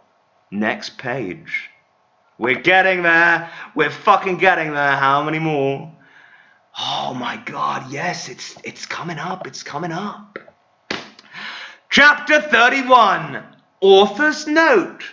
I said shut the fuck up, you queefers! 111! Stop Colleen, Ebony, and Mary Sue, okay? You do not even know what's going to happen, okay? So fuck you! 1111! Thanks to my buffer, Raven, for the help! 1111! I always knew you were on Voldemort's side, you son of a bitcar! Brackets, Buffy rocks 111. Sirius said to Snape. No, I'm not. I was teaching them something. Snap calmed. Oh, fucking yeah! I took some black Volretimarotison out of my pocket and gave it to Severus. He made Snap dunk it. He said angrily. Then Lucius took out a tape recorder and started playing it while he did curses on Snap. Then Professor Sinister and Lucian made us get out with them while Snape took his secreties. Lucian took Vampire and Draco to the nurse after thanking me 1,000,000 times. Professor Trelawney took me to a dark room. Now I was going to go back in time to seduce Voxelmort. Moving posters of MCR and Nirvana were all over. Hermione, Darkness and Willow came too. Bloody Mary gave me a black bag from Tom Ridd's store. "What's in the bag?" I asked Professor Trelawney. "You will see," she said. I opened the bag. In it was a sexy, tight, low-smut, black leather gothic dress. Of course it was. It has a red Cossack sortic stuff, and there was a slit up the leg. I put it on. It's just gibberish at this point. My friends helped me put on black fishnets and black pointy boots. Willow had chosen. Willow and Darkness helped me put on black eyeliner and blonde red lipstick. "You look fucking kawaii, bitch," Bloody Mary said. "Fangs," I said. "Okay, now you are going to go back in Tim," said Professor Sinister. "You will have to do it in a few sessions." She gave me a black gun. I put it in a strap on my fishnets like in Red is Net Evil. Then she gave me a black time tuner. "After an hour, use the time tuner to get back here," Professor Trelawney said. I don't know why it just came out Asian. Then she and Bloody Mary put a pensive in front of me. Everyone went in front of it. "Good luck, one!" Everyone shooted. Darkness and Willow gave me Death's Touch Sin. Then I jumped sexily into the pensive. Suddenly, I was in front of T School. In front of me was one of the sexiest goth guys I had ever seen. He was wearing long black hair, kind of like Mikey Way, only black. He had gren eyes like Billy Joe Armstrong and pale wit skin. He was wearing a black ripped-up suit with Vans. It was Tom Bombadil. 1111. Chapter 32. Author's note. I said stop flamming! I know his name isn't Tom Bodil. That was a mistake, 1111. If you do not lick the story, then you can go screw yourselves, 1111. You suck, 11111. Hi, I said flirtily. I'm in no way the new student. I shook my pale hands with their black nail polish with him. It's getting so hard. The name's Tom, he said, but ye can call me Satan. That's my middle name. We shook hands. Well, come on, we have to go upstairs, Satan said. I followed him. Hey, Satan, do you happen to be a fan of Grande? Brackets, Sims, Macro, and the Vindi opposite don't exist yet then. I asked. Oh my fucking God! How did you know? Satan gasped. Actually, I like GC a lot too. Brackets, get it? 'Cause GC did that song I Just Want to Live that sounded from really 80s. It's just nonsense words now. It's just nonsense. Oh my God, me too, I replied happily. Ah, guess what? They have a concert in Hogsmont, Satan whispered. Hogsmont? I asked. Yeah, that's where they used to call it in these times before it became Hogsmeade in 2000. He told me all secretively. And there's a really cool shop called Hot Topic, I finished, happy again. He frowned confusedly. No, it's called a Hot Issue. He smiled, scriptvility again. Then in 1988, they changed it to Hot Topic, he moaned. Oh, now everything was making sense for me. So, is it? It is for you, it's not for me. So is Dumbledore your prince pill? I shouted. Uh-huh, he looked at his black nails. I'm in Slytherin. Oh my fucking God, me too, I shrieked. You got this skull? Brackets, get it, 'cause I'm gothic, he asked. Yeah, that's why I'm here, I'm new. I smelled happy. Suddenly, Dumbledore flew in on his broomstick and started shredding at us angrily. No talking in the halls. He had short blonde hair and was wearing a polo shirt from American Eagle Outfitters. Stupid goths! Satan rolled his eyes. He's so mean to us goths and punks just because we're in Slytherin and we're not, perhaps. I turned around angrily. Actually, I think maybe it's because he's the Bark Lewd. What the fuck? He asked angrily. Oh, nothing, I said sweetly. Then suddenly the floor opened. Oh my fucking God, no! I screamed as I fell down. There were no end of quotation marks. Everyone looked at me weirdly. Hey, where are you going? Satan asked as I fell. I got out of the hole, and it was black in the pensive in Professor Trelawney's classroom. Dumbledore was there. Dumbledore, I think I just met you, I said. Oh, yeah, I remember that, Dumbledore said, trying to be all gothic. Sinister came in. Hey, this is my classroom. Wait, what the fucking Nobby, what are you doing here? I looked at her. Oh, yeah, I forgot about that. What the fuck? How? I screamed, forgetting she was a teacher for a second, but she's got a goth, so it's okay. Professor Sinister looked sad. I was drinking Voldemortis serum. She started to cry, black tears of depression. Dumbledore didn't know about them. Hey, are you crying tears of blood? He asked curiously, touching a tear. Fuck off, we both said, and Dumbledore took his hand away. Professor Sinister started crying again in a chair, sobbing limpid tears. Oh my fucking God, Anobi, I think I'm addicted to Voldemortis serum. Chapter 33. Author's note. See, you fucking preps, go fuck yourselves. That's serious issues to go to hell. 11112. I said shut up! It's not my fault, okay? If you don't like the story, then you're a prep. So fuck you flamers. 111. Puss. I'm not updating up till you give me 5 god revues. And this time I meant it. 11111. You suck. 1111. Thanks, Raven, for D help. I'll promise to help you with your story. Lols. 1. Oh my fucking god! 1. I shooted sadly. Should we get you to Sant Mangas? Bitch. Says bitch. Hell no, she said. Listen, Igogi, I need your help. Next time you go picking time, do you think you could ask Tom Anderson for some help? Sure, I said sadly. I went outside the door. Draco was there, 111. He was wearing a big black GT t-shirt, which was his Panamas. Hey, sexy, I said. How'd it go, Nobu? He asked, and his voice was so sexy and low, kind of like Gerard Way when he's talking. Fine, I responded. We started to go back into the dorm. How far did you go with Satan? Draco asked, jealousy. No, not too far. Lol, I balked. Will you have to do it with him? Draco asked, angstily. I hop not too far, 111, I shouted angrily. Then I felt bad for shooting at him. I said sorry. We Frenched. What happened to Snipe? I growled. You will see, Draco giggled mistressly. He opened a door. Snap and Lumpkin was there, 1-1. Sirius was pokering damned by staging them with a black knife. God, this is impossible. No, please, 1111. Lumpkin bagged as Sirius started to suck his blood. I laughed statistically. I took some photons of him and Snapbic tortured.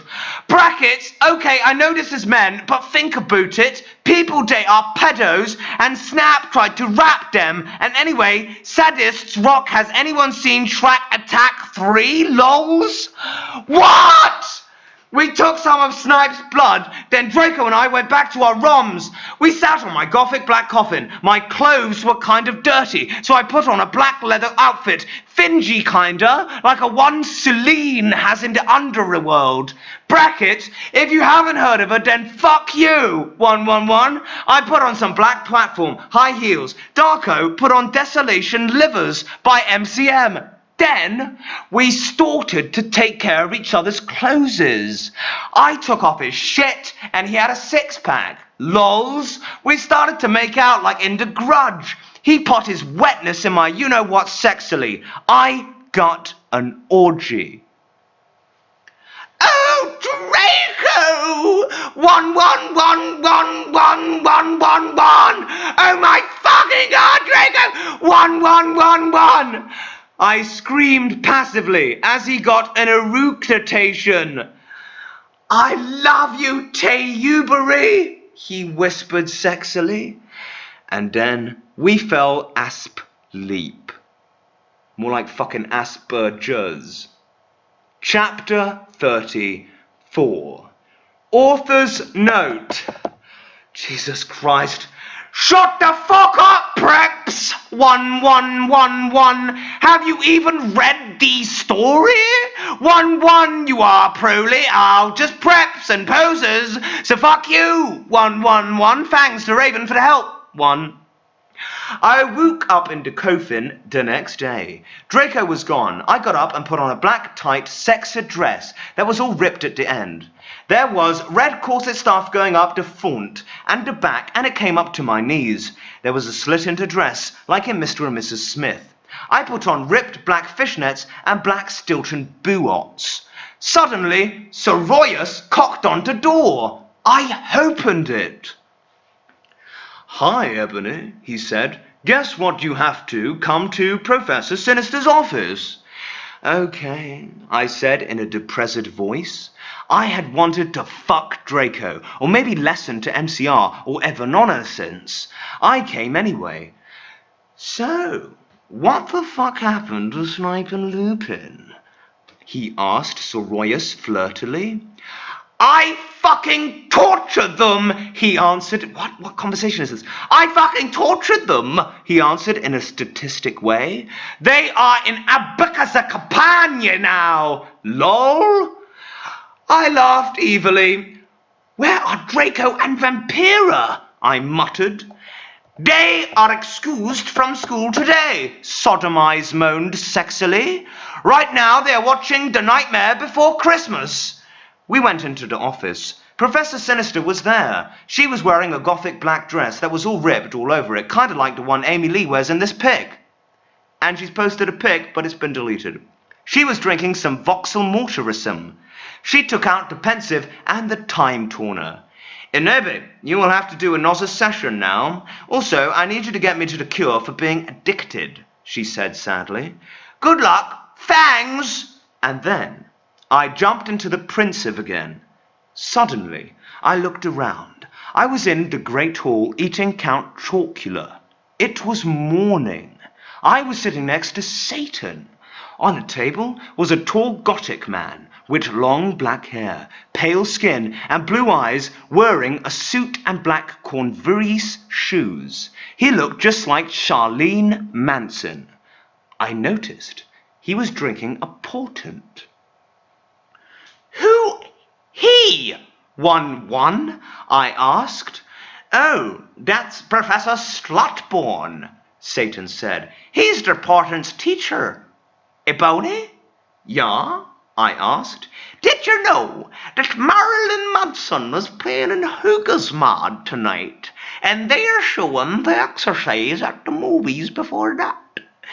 Yeah? Well, want to go to the concert and the movie with me? It's just gibberish now, it's just gibberish. Chapter 35, Ghost of You. It's given it a title for some reason. Author's note. Thanks to the Susie for the idea. One you rock full of preps. 1111111.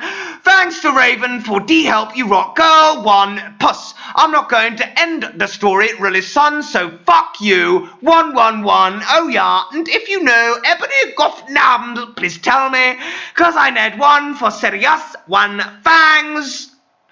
It's just I went into the conmen room, thinking of Satan. Suddenly, I gasped. Draco was there. 111. I gasped. Again, he looked as hot as ever, wearing black leather pants, a black Lonken Prack t-shirt, and a black eyeliner. Draco, what the fuck are you, dong? 11111. I gasped. Huh? He asked. Then I remembered. It wasn't Draco. It was Lucan. 1. He still had 2 arms. Oh, hi, Lucian. 1, I said. I'm Ebony, the new student. Lol. We shook hands. Again, didn't close the quotation marks. Yeah, Satan told me about you, Lucian said. He pinted to a group of sexy Gothic guys. They were sitting in a corner cutting. It was Sirius, Vampire's dad, and Snap. All of them were wearing black eyeliner and black good Schralut band shirts. Listen, I'm a goth band with those guys, he said. We're playing tonight at the Marilyn Mason show as backup. Oh, really? I eskeded. Yeah, he said. We're called X-Black X-T-Rex. I play the guitar. Spartacus plays the drums, he said, pointing to him. Snap plays the bass, and James plays the guitar. To even foe, we call him Samaro, after Samara in the ring. Hey, bastards, I told them. They gave me Death Tuxin. I gasped again. But don't you have a lead singer? I asked. Lucian looked Dawn, sadly. Oh, we used to, but she did. She contempted suicide by silting her wrists. Oh my fucking God! 1-1, that's so fucking sad. 1, I gasped. It's okay, but we need a new lead snigger, Samaro said. Don't get me bad, it's snigger. Well, I said, I'm in a banad myself. Rully? Asked Snap. I couldn't believe it. He used to be Gothic. 111? Yeah, we were called Bloated Gothic Rose 666. Do you want to hear me sing? Yeah, said everyone. So the guys took out their guitars. They began to play a song by, brackets, get it, 'cause by guys are Sue Sexar, 1-1, Gurnday. I walked this strat on the Boulevard of broken dreams, I sang sexily. Brackets, I do not own the lyrics to that song. Everyone gasped. Enopaby, will you join the band, please? One, begged Lucian, Samuro, Sirius, and Snap. Okay, I shrugged. Are we going to play tonight? Yeah, they said. Okay, I said, but I knew that I had to get a new outfit. I walked outside, wondering how I could go forward in time. Suddenly, someone jumped in front of me. It was Morty McFly. One. He was wearing a black banad t-shirt and black baggy jeans. What the hell are you doing here? 1-1? I asked. I will help you go forward into Menobi, he said, seriously then. He took out a black Tim machine. I went into it, and suddenly I was forward in Tim. 1-1-1. Next page, and I'm going to take a fucking break. Jesus Christ. How much more of this shit is there? There is not that much more to go. There is not that much fucking more. Oh, fuck. Reset. We're going to finish it. That fucking page is long. Oh my God, my back! Slowly dying. Slowly fucking dying. Right, let's go outside. Jesus Christ! It's so fucking hard to read. Right. Okay. I gasped. Yeah, she likes to say that one a lot. Read author's notes in Chinese accent thing, please. Okay, next author's note. Croatia won! Oh, yes! Yes! $6. This is your finest work. Delete your channel because nothing else compares. You really convey the author's emotions as they have written it. It's like we're really experiencing a got teenager's identity crisis. 12-10. Would cream to again. Thank you for the compliment, and thank you for the $6.60. My greatest work is this. Great. Oh, yes, that's the best fucking news I've heard all year. I'm pretty happy about that. Can't wait to taste the tears later. Was I a prep? I was a bit. Yeah, I was a bit of a fucking prep.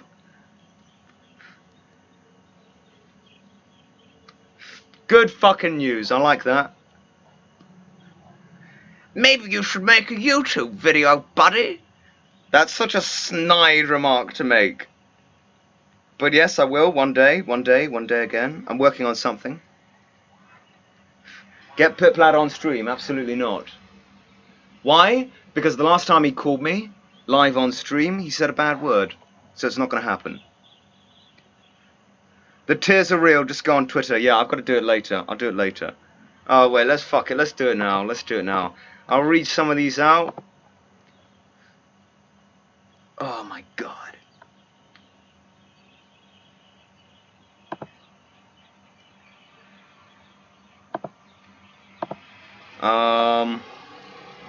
Is it going to be on the hashtag Come On England?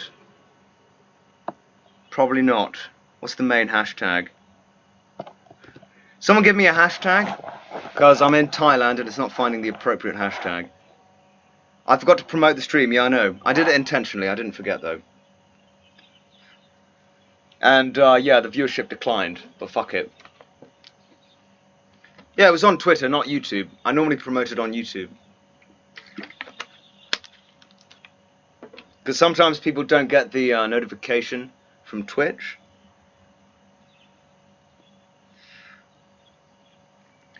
Hashtag come on England. That's what I was looking at. Okay, 20 new results. What the fuck? The country is proud of you lads, finally back at the top. Come on England. What? This guy thinks they fucking won. Or come on England, you had one job.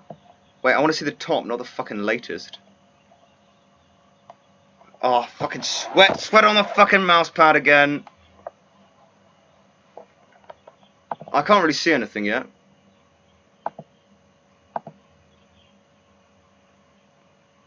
Hashtag England. Let's try that. If we type in England.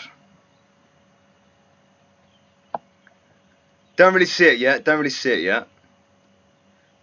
Absolutely devastated, but England did us proud. What a brilliant tournament. We're still Lions. They're mostly positive from what I can see. Haven't seen any tears yet. Gonna have to do some digging. The tears will come later.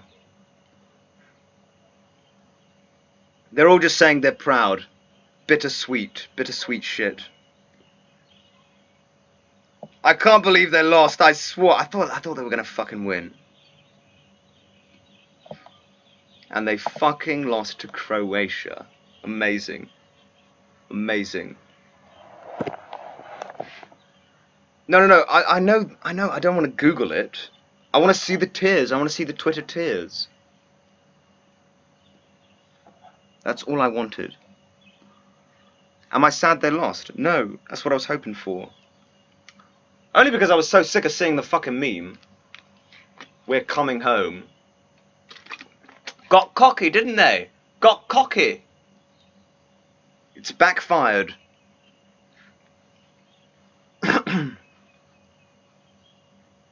We should have won. I thought we were coming home. Well, you're not. You weren't. You're fucking off now. It's beautiful. It's beautiful. It would appear that it's not coming home. Yep.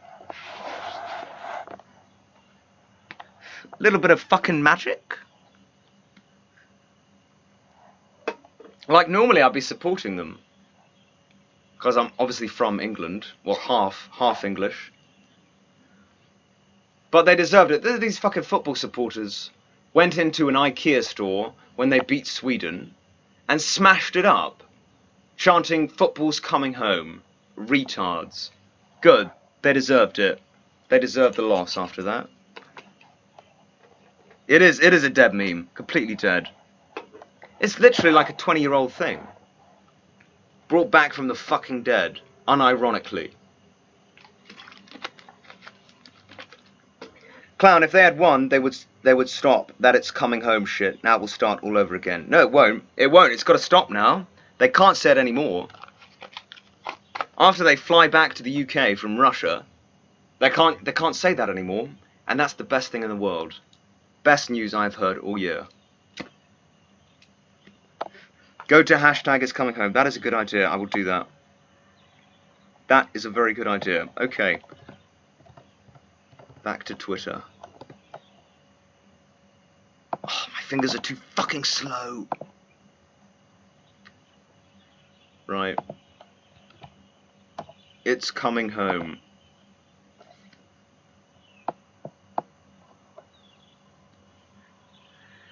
Me, 2 weeks ago. Oh cool, we reached the quarterfinals. Might as well watch. For a laugh, me tonight. If this goes to penalties, I'm gonna throw up. Did it go to penalties, or did they just fucking lose? Funny joke. Funny fucking joke you made there. How many fucking likes? Oh my god, it's got like 7,000 likes. For that shit.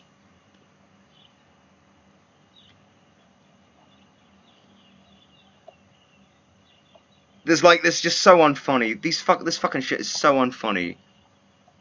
It's not even worth reading out. Funny GIF picture. Wolf in Wall Street fucking GIF picture. Pathetic. I feel bad for the team, okay? Because they gave it a shot. And I'm sure they're like really good players that really wanted to win.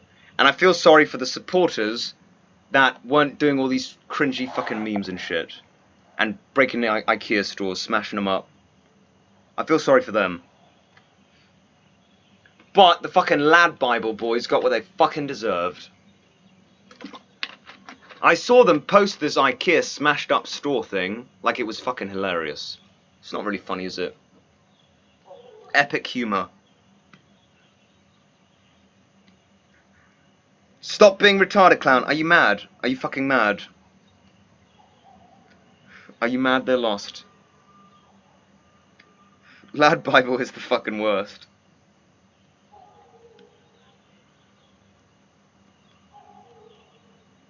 Yeah, I'm sure they played really well. I was just sick of the fucking Lad Bible memes.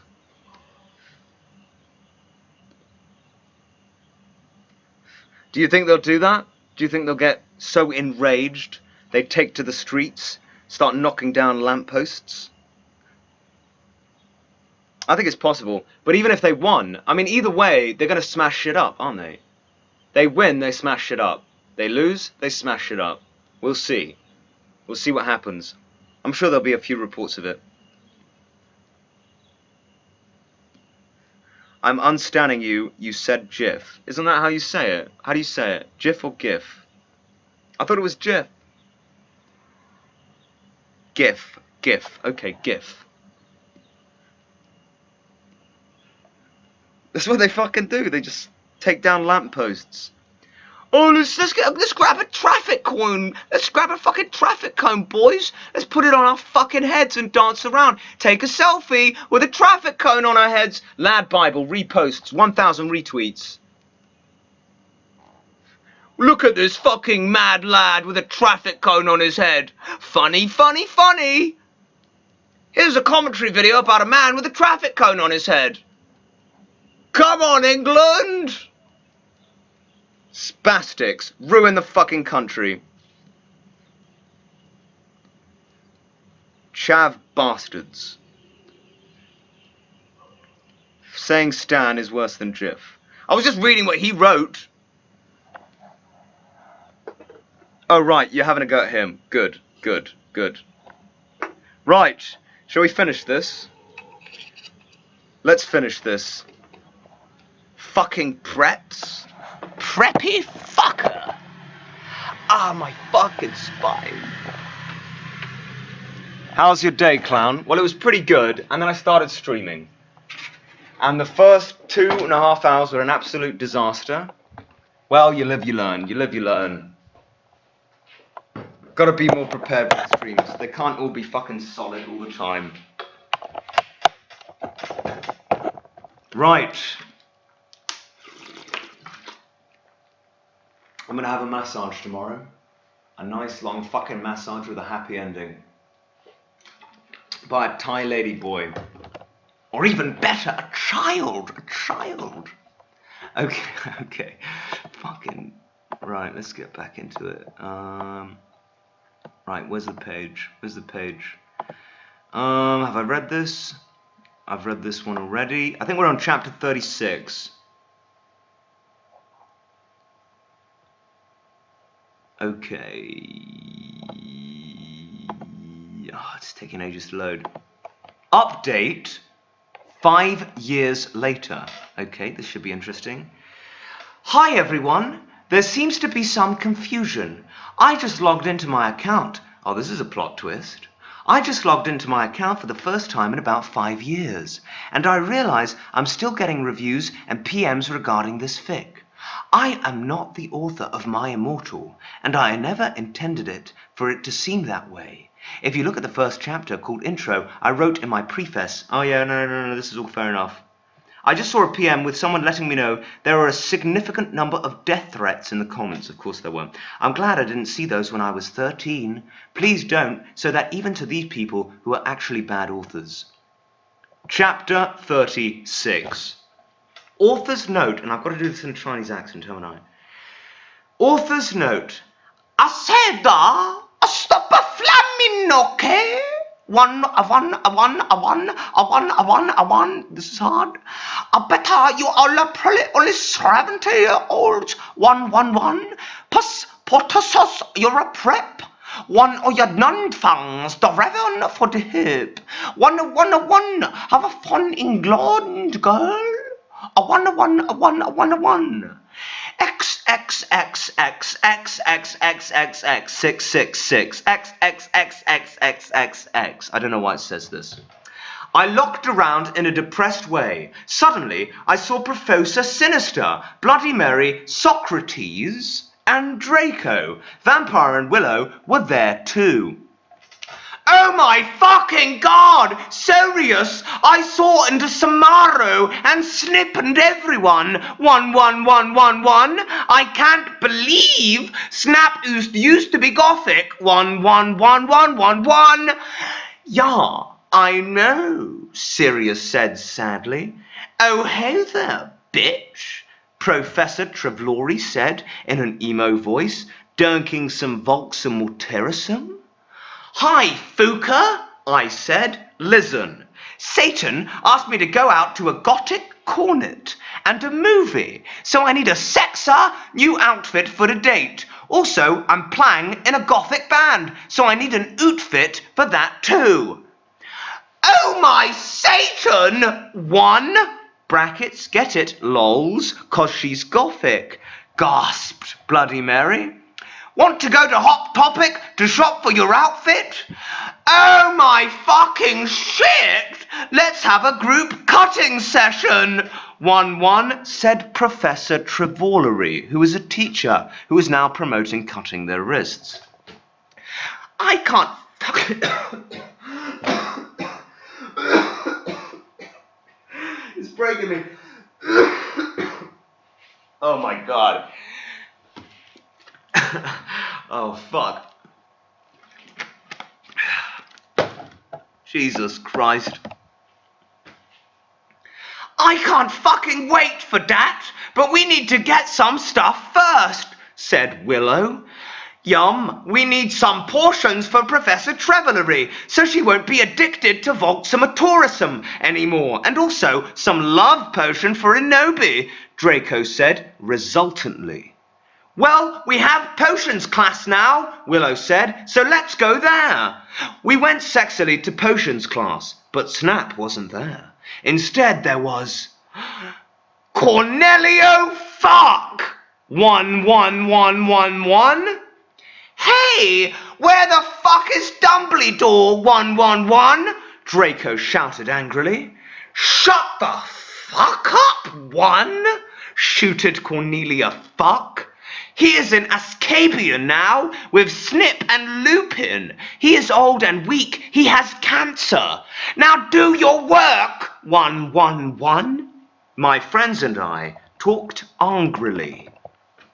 Can you believe Snap used to be gothic, 1? Vampire asked surprisedly. That's it, 1-1, Cornelio Fuck shooted angrily. I'm getting Professor Bridge, new character, 1-1-1. He stomped out angrily. My friends and I began talking again. I began to drink some blood mixed with beer.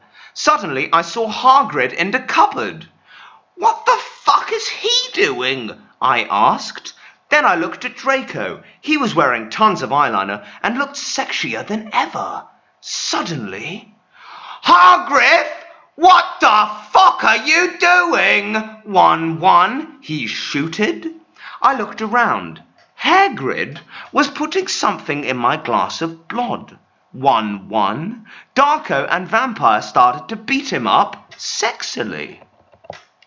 Guard, you're such a poser. 1, I shooted at Hagrid. Suddenly I looked what he was putting into blood. It was amnesia portion. 1-1-1. Chapter 37. Author's note.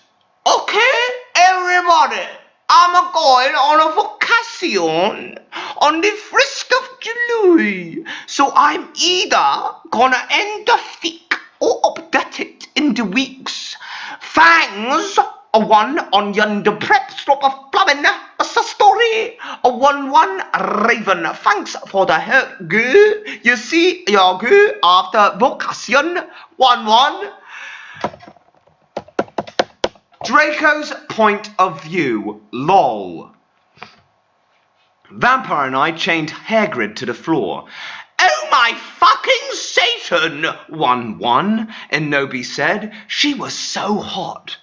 Maybe I could use amnesia potion to make Satan fall in love with me faster. 1. But you're so sexy and wonderful anyway, Tata, said Vampire. Why would you need it? To make everything go faster, lol, said Enobi. But you wouldn't have to do it with him or anything, will you? I asked jealously. Oh my fucking god, you guys are so scary. 1-1, said Brittany, a fucking prep. Shut the fuck up, 1, said Willow. Okay, well anyways, let's go to Professor Trelawney's room. Draco, Ebori, and I went to Professor Siniati's room, but Professor Sinister wasn't there. Instead, Tom Ridd was. Oh, hi, fuckers, he said. Listen, I got you some cool new clothes. I took out the clothes from the bag. It was a gothic black leather miniskirt that said 666 on the back, black Stilton boots, blood red fishnets, and a black corset. Oh my god, thanks, I said, hugging him in a gothic way. I took the clothes in the bag. Okay, Professor Sinister isn't her. What the fuck should we do? Asked Draco. Isn't this from his perspective? Suddenly he looked at a sign on the black wall. Oh my fucking Satan! 1, I screamed as I read it. On it said, everyone Professor Sinister is away. She is too gothic. She and Escapia now. Classes shall be taught by Doobledork, who is back, but he shall not be principal for now. Sincerely, Professor Rumbridge. Oh my fucking god! 111! I shouted angrily. How could they do that? 1-1. Suddenly, Dumbledore came. What the hell are you doing in my office? 1. He began to shoot angrily. Suddenly, I saw Morty McFly's black tin machine. 111. I jumped seductively into it, leaving Draco and Vampire. Suddenly, I was back in Tim 1-1. I looked around. It was Professor Slutborn's Ethos. I shrieked around. Suddenly, I saw the amnesia potion on his desk. It was black, with blood-red pentagrams in it. Oh, fucking Christ! Don't mai solim suc mais nota cuna maitata seni Ikea. Thank you for the $6.66. I do appreciate it. Relevant to the fucking fan fiction. Where the fuck was I? Where the fuck was I? It was the shape of a cross. I put it in my pocket. Suddenly, the door opened. It was Professor Slutgorn. 1-1. Oh my fucking god, what are you doing, fucker? He shooted angrily. I don't know. What the fuck are you doing? I shooted angrily. Oh, sorry, I was just looking around because I thought it was class. You said, finally hoping he couldn't see the potion in your pocket. It's just not making any sense anymore. Oh, okay, you can go now, said Professor Slutborn. You went to the conman room after putting on my clothes. Silas, Samaro, and Snap were there, practicing Vampire's Will. Never Hurt You by MCR. Oh, hi, you guys, I said seductively. Where's Satan?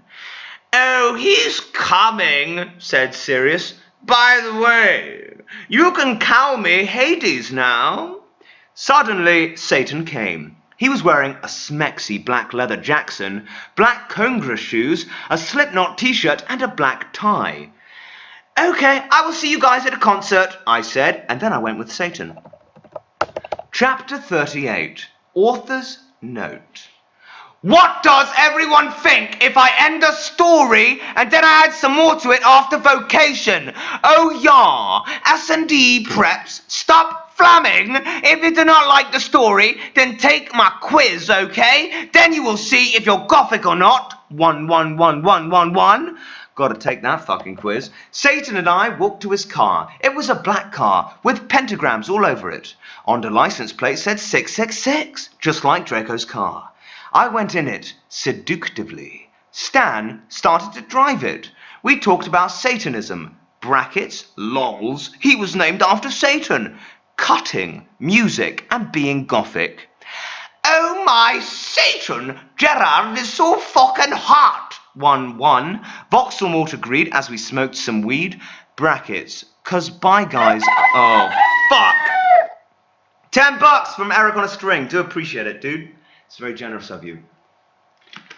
God, I need a shower. Right, where the fuck was I?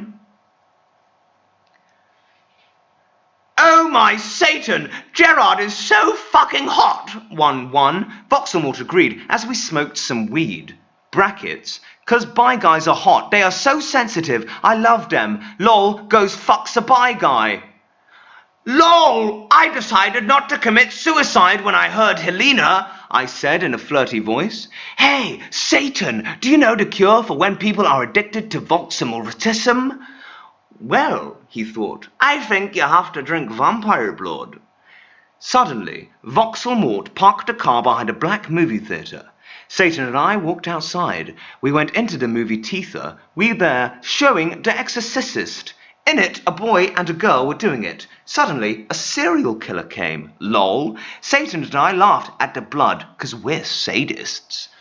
While Satan was watching the movie, I had an idea. I took Satan's Gothic Black Nightmare Before Christmas cigar sexily from his pocket and put some amnesia potion in it. I put it back in his Black Mile the Strange bag. Satan turned around and started to smoke it. Black clouds with red pentagrams in them started to fly around everywhere. Oh my God, 111, Satan said, jumping up. I gasped, because I was afraid he'd noticed. Inobe, guess what? I knew that the amnesia had worked. Amnesia potion has not been invented yet, so it will not work, he said. Too bad, because I wanted to use some on you. Cool! I raised my eyes suggestively, and then he took off my clothes sexily, and we started to make out. I took off his shit. He had six-pack, just like Gerard Way. Everyone looks like Gerard Way. 1-1. We Frenched. Excuse me, but are you going to have to leave? 111? Shooted the lady, but I was fucking lady. Shooted the lady behind us. She was a prep. Fuck you, 111, I said suddenly. I attacked her, soaking all her blood. No, 111, she screamed. All the preps in the theatre screamed, but everyone else crapped, 'cause Satan and I looked so cute together. Satan and I started to walk outside. Oh my God, how did you do that? Voldemort asked in a turned-on voice. I'm a vampire, I said as we went into the car. Seriously? He gasped. You're seriously? I said, drinking some beer. Satan started to drive the car. I smelled happily. It's too bad we didn't get to see the rest of the movie, don't you think? Yeah, I said as we kissed passively. Satan parked in a black driveway next to a place where Draco and I had watched DC for the first time. We went inside where Marilyn Manson was playing and started to mosh. Lol.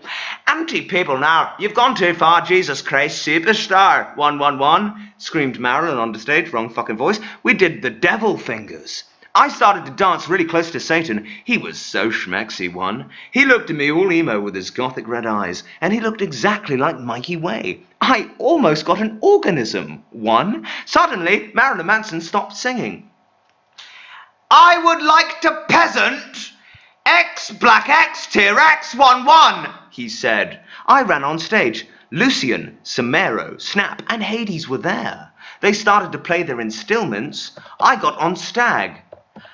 Well, if you wanted, honestly, that's all you had to say, 111, he sang. I do not own the lyrics to that song.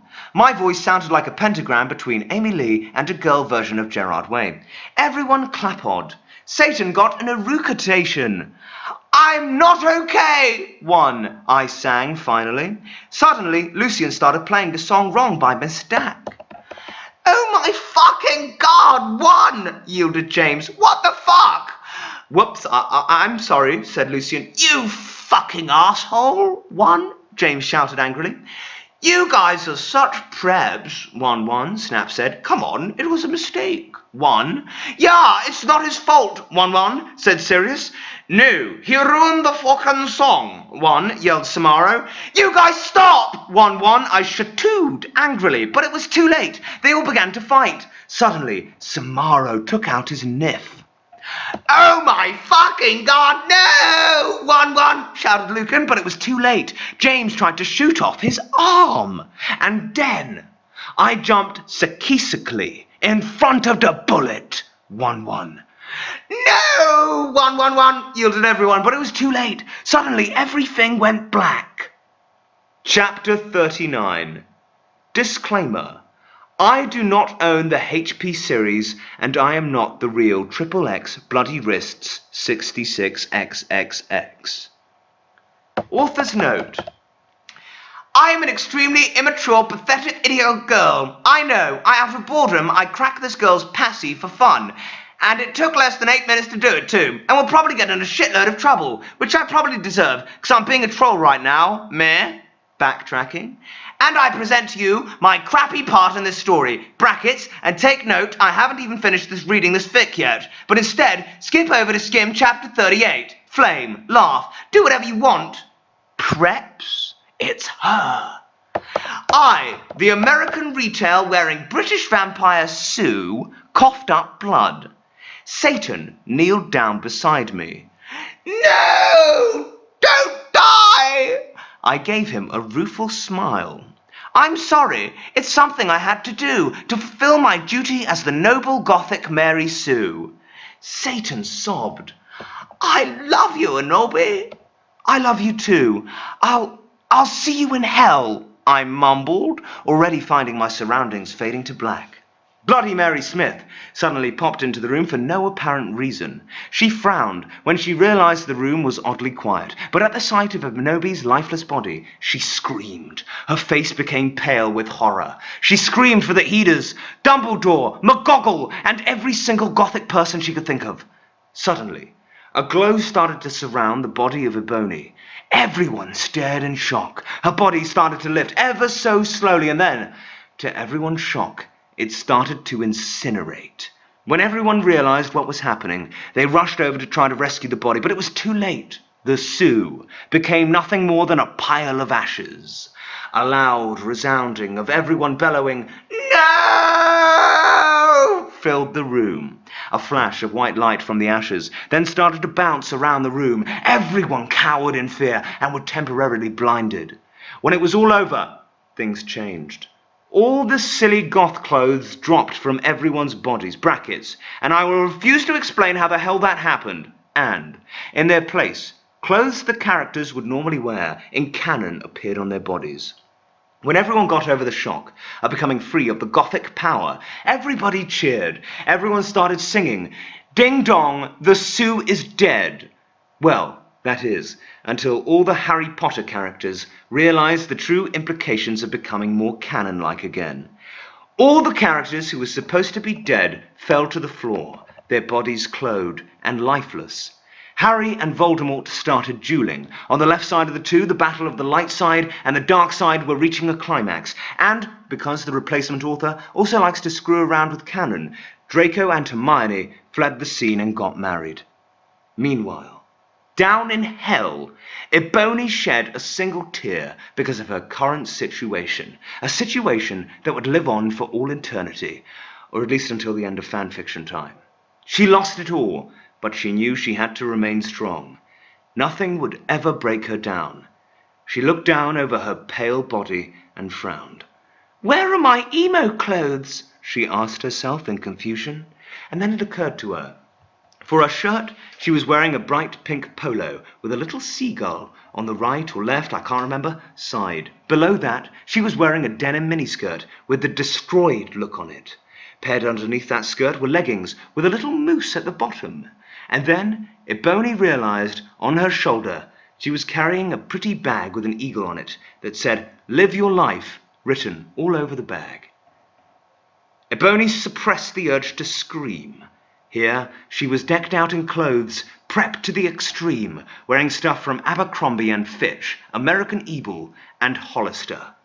Panicked, Ebony hastily tried to take off the Hollister polo, but underneath it there was another Hollister polo underneath. Ebony frowned and looked under her shirt. All she saw was a bra underneath, brackets. Dare I point out it's from the Airy line, available at American Eagle. Ebony tried to remove the shirt again, but to her frustration, there was yet another polo to replace it.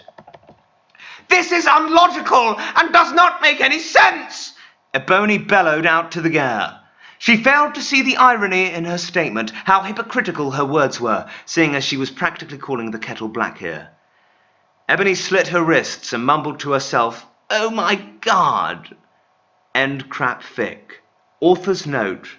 Oh yeah, if you want to see the original content this chick has planned for this chapter, I accessed it through the document manager thingy, which I copied and pasted, so you can read it here.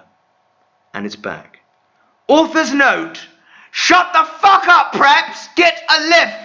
11111, you suck! 11. Oh, and from now on, I'll be in vacation in England until August, so I won't be able to update for a while, lols. Thanks to everyone who reviewed Expect the Preps who flammed. Fuck you, 1, MCR rules 666111. I woke up into Norse's office on a special Gothic coffin. Hagrid was into bed opposite me in a comma, 'cause Vampire and Draco had bet him up. Mr. Norris was cleaning the room. Oh my Satan, what happened? I screamed. Suddenly, Voxelmort came. He looked less mean than usual. Get the fuck out, you fucking bastard! 11. I yielded. Thou hast not killed Vampire yet, 11, he said angrily. Suddenly he started to cry tears of blood, all selective. Voxelmort, oh my fucking God, what's wrong? 111, I asked. Suddenly, Lucian, Professor Sinister, and Sirius came. Bloody Mary and Vampire were with them. Everyone was holding black boxes. Voxelmort disappeared. Oh my fucking God, Nobi, you're alive, 111, screamed Vampire. I hugged him and Bloody Mary. What the fuck happened? I asked them. Oh my Satan, 11, am I like dead now? I gasped. Nobi, you were almost shot, 11, said Sirius, but the ballet could not kill you since you were form and not a time. But thanks anyway, 1, said Lucian, holding Oot his arm. I gasped. He had 2 arms. Unbelievable. Oh my fucking God, I can't believe Vampire's dad shot you, 1. I gasped. Well, to be honest, Snap was possessed by Snap back then, said James. Yeah, he was a spy, Sirius said sadly. He was really a death dealer. And he was such a fucking poser too, 11, said Lucian. He didn't even really know who GC were until I told him. Well, everyone started to give me presents. I was opening a black box with red 666s. Brackets, there was a DVD of Corpse Bride in it. On it, when I gasped, Mr. Norris looked up angrily, because he hated goths. Hey, has anyone fucking seen Draco? I asked, gothically. No, Draco told me he'd be watching Hose of Wax, said Professor Trivolary. He doesn't know that you're better. Anyway, the Norse said you could get up. Come on, 1. I got up suicidally. Lucian, Sirius, and Professor Sinister left. I was wearing a black leather night gun. Under that, I had on a sexy black leather bra, trimmed with black lace, with a matching thong that said Gothic Girl on the butt, and sexy fishnets that looked hooked onto my thong, brackets. If you don't get the idea, massage me, I'll tell you. I put on a black fishnet top under a black MCR t-shirt, a black leather mini with black lace and Congress shoes. I left the hospital wings with Bloody Mary, Willow, and Vampire. Oh my fucking God! Let's celebrate, 1-1! Gasped Willow. We can go see Who's of Wax with Draco, 1, giggled Vampire. Let's go listen to DC and cut ourselves, 66611, said Hermione. We opened a conmen room door sexily, and then I gasped. Draco was there, doing it with Snap. 111111111. He was wearing a black t-shirt with 666 on the front and baggy jeans. You fucking prep! 1-1! We all yielded angrily. Yeah, you betrayed us, 1-1-1! Shooted Vampire angrily as he took out his black gun. No, you don't understand, one! Screamed Draco sadly as he took his thingy out of snakes. How does that work? No shit, you fucking suck, you preppy bastard! 1-1-1, said Willow, trying to attack him. Brackets, you rock girl, 1. I ran suicidally to my room. I sexily took a stake out. Enobi, no! Screamed Draco, but it was too late. I had slit Marissa's with it. Suddenly everything went black again. Sincerely, and a non-author who will silently not reveal her identity because she's a coward. AKA just a troll with rocks for brains. Chapter 40. LOL, someone has taken my account over. The idiot's note. Well, I have no idea what's going on. Well, this is what is in the dock area. Might as well let the whole world see what the real Tara wanted to show us. Have a nice day. No idea. Author's note. Shut the fuck up, preps! Get a lift! 1-1-1-1-1, you suck! Oh, and from now on, I'll be on vacation in England. Didn't it say this already? Until like August, so I won't be able to update for a while. Lols. Thanks to everyone who reviewed. Expect the preps who flammed. Fuck you. MCR rocks. 666111. I woke up in Norse's office on a special Gothic coffin. Hagrid was. I've read this already. It's repeated. Chapter 41. Author's note. Jesus Christ. To everyone who keeps flamming, this git is liff. I bet you probably oughtn't know who Gerard Way is. You're probably all preps and pozzers. 1111. Anyway, someone hacked into my account in November and they put up my last chapter, but now there is a new one. I'm sorry for not updating while I've been really busy. I'm trying to finish the story before the new movie comes out. I'm going on vacation for a mons. I won't be back until about 2 weeks. Oh my fucking God, Draco is so hot in all the pics for the new movie, 1-1. I wanted to develop them in a cameo, but roadway, lol. He asked to play Draco. If you flame, I'll slit my wrists. 1-1, Reagan, you rock girl, have fun in England. When I woke up, I was in a strange room. I looked around. I was wearing the same outfit I had when it performed with X Black X Tier X11. I looked around confusedly. It was the Norse's office, but it looked different. On the wall was a pic of Marilyn Manson. 111. Just imagine that he is in an 80s Gothic band too, okay? Because he is more old than Panic at the disco on MCR. There was also a Gothic black Beatles calendar with a picture of the Beatles wearing eyeliner and black clothes. On it said 1980. Oh my fucking God, I'm back in Tim again. 1, I screamed loudly. Suddenly, Satan, brackets, this is actually Voldemort for photo reverends. Voldemort was wearing a black leather Jackson, black tight jeans, and fishnet pants. He looked so sexa, I almost had an orgy. 1-1. Oh my fucking God, Nobi, are you okay? He asked gothically. Yeah, I'm okay for your information, I snapped sexily. Oh my God, am I dead? Because I remembered I had jumped in front of the bullet from James Gunn. I also remembered seeing Draco doing it with Snap. 111. I guess that when I slit my wrists, I went back in Tim instead of D'ing. I knew I could go forward in time if I found a time turner on the time machine. "No, you're not dead," Satan reassured suicidally as he smoked a cigarette sexily, and smoke came all over his face. "You're a vampire, so you can't die from a bullet. Come on now, let's go see how Harry's dad's doing."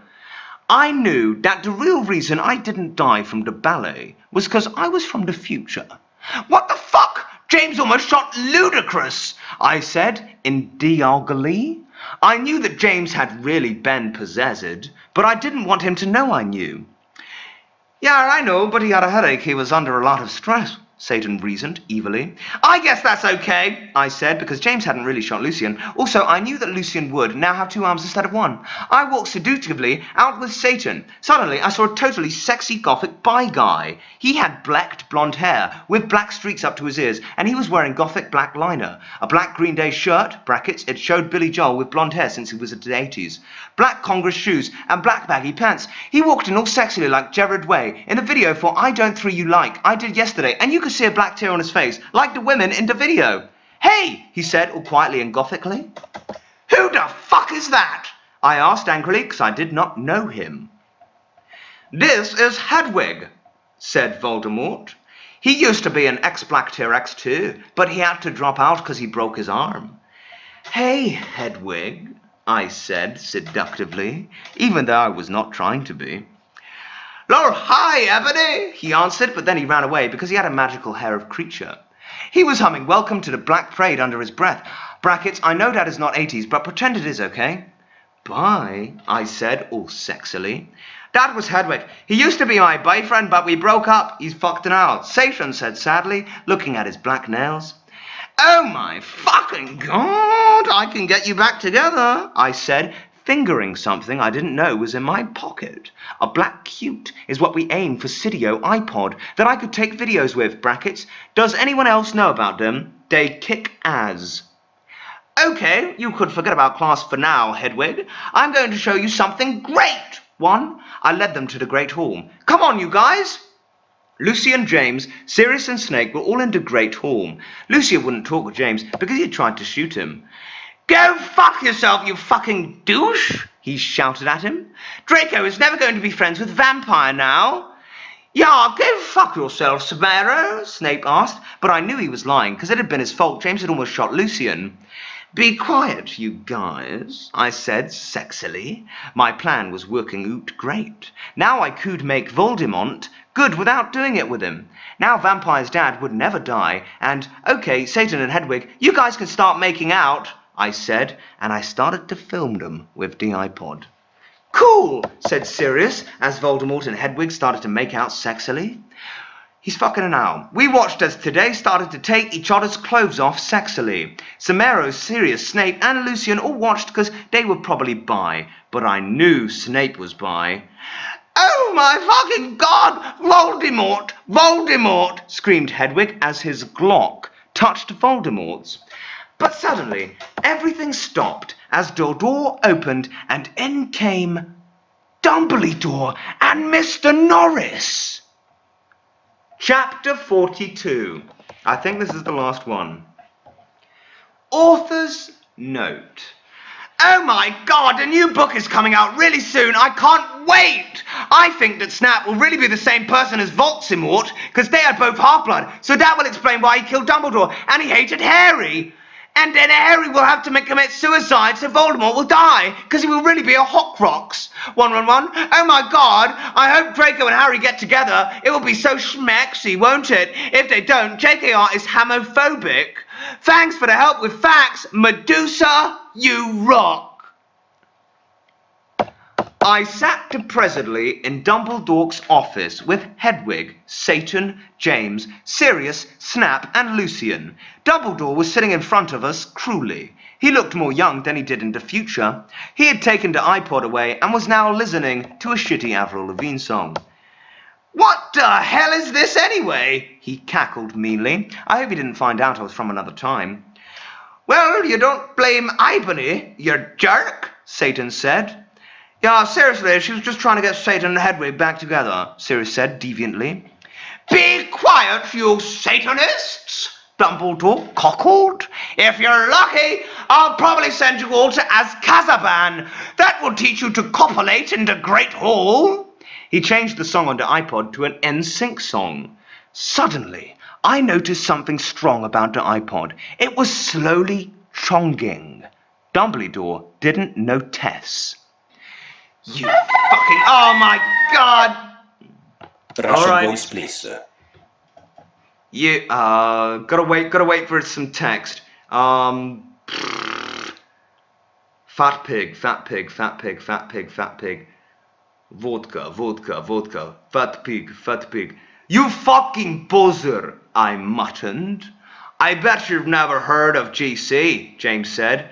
No, what I knew what the iPod was chanting in Marty McFly's time. Fucking this is hard. Vodka, vodka, vodka. Shut up, Joms! Draco's dad shouted. You shut up, snake said prettily. No, you shut up, Dumbledore 1-1, said Tom. I've had enough of you Satanists in my school, shouted Dumbledore furiously. Suddenly, I grabbed the iPod from him. Everyone, jump in before it's too late. I jumped into it, but only one other person jumped in. It was Satan. You dunderheads! Screamed Dumbledore wisely as he went. I looked around. I was in the Slater and Conway room with Satan. I was wearing a black bellied miniskirt with hot pink fishnets, a sexy black MCR corset, and black stiletto boots with pink pentagrams on them. My earrings were black Satanist sins, and my raven hair was all around me to mid-back. Hey, cool, where is this? He asked in an emo voice. This is the future. Dumbledore's iPod that he tried to take away from me was really also a tin machine, I told him. Cool. What's an eye patch? He whimpered. It's something you use to listen to music, I yacked. Oh my fucking cool. Wait, what's the four-letter word for dirt? He asked in his sexy voice. I guess sand? I laid confusedly. Yeah, I was just trying to make sure you were still the same person, he triumphantly giggled. Suddenly, some of my friends walked in. Oh my God, you're fucking alive, said Ginny, wearing a black leather jacket, black baggy pants and a gothic black from first to last shirt. I explained to her why I was alive. Konnichiwa, bitch, said Willow. She was wearing a black corset, showing off her boobs, with lace all around it and red stripes on it. With it, she was wearing a black leather miniskirt, big black boots, white foundation, black eyeliner, red eyeshadow, and black lipstick. Hey, motherfucker, said Diablo with his red hair. He was wearing a black P?ATD t-shirt and black baggy pants. Hey, who's that, Ebony? Bloody Mary questioned as she walked in wearing a black t-shirt with a red pantramon on it, with a lace at the bottom, red letter pants with black lace and black stilettos. Oh, it's Satan, I told her, and she nodded, knowing the truth. Suddenly, Satan started to cry. Are you okay, Satan? We asked concernedly. Oh my fucking God! You're from the future, one. What if you don't like me anymore because we're from different teams? He asked. No, I still like you, I said sexily to him. Oh, okay, he said reassuredly. I let him listen to Teenagers by MCR on my iPod while I was about to go outside to find out some things. I gave Diablo a signal to keep Satan occupied. Satan fell asleep. I took the iPod. I was about to walk outside. Professor Sinister ran in. 1111. She was wearing a gothic black mini-dress with depressing black stripes, white and black striped tights, and red Converse shoes. She was wearing lots of black eyeliner. Oh my fucking God! Where's Draco? How did Snap get back here? It's a hot! He was in Azerbaijan! I asked sadly. Ebony, I was so worried about you, but I know you can't fucking die because you're a vampire, Snape came back because that girl Brittany freed him. I never liked her. She was a bad student. Trevor Laurie said reassuredly. That bitch! Did she also feed Hagrid and Lupin? I shouted angrily. I hated Brittany because she was a fucking prep. Yes, they're on the loose at this school. Dumbledore is back. Cornelia is on his way to help everyone. Tell everyone you see to lock themselves in the conman room, Trelawney said worriedly. Okay, but where's Draco? How come he was doing it with Snap? I don't know, but why I know, he almost tried to commit suicide after he saw you almost kill yourself, she said. Oh my God, that's terrible, I gasped. Satan was still asleep, so he couldn't tell what was going on. Then I said, listen, everyone, I have something impotent to sue. In her, everyone stay. With that, I ran out. Good luck, Tara! 1-1. Everyone cried. I ran sexily down the stairs into the great hall, while the portraits around looked at me scaredly. There was hardly anyone else in the stairs, and there was an atmosphere of horror. On the way, I saw Brittany laughing on the stairs. She was wearing a slutty pink shirt with flowers on it, a blue jean skirt, Abercrombie and pink stilettos. She looked just like a pentagram of those fucking preps, Hilary Duff and Lindsay Lohan. You fucking bitch! I shouted angrily. No, you're totally a bitch. Now Voldemort will totally kill you, she laughed. Crucius one! I shouted, selectively pontificating my black wand, and she started screaming because she was being tortured, and I laughed sadistically. No, help me, please, one, Brittany screamed terrifiedly. I put up my middle finger at her. In her hand, I saw the video camera Snape and Lumpin had, used to take the video of me.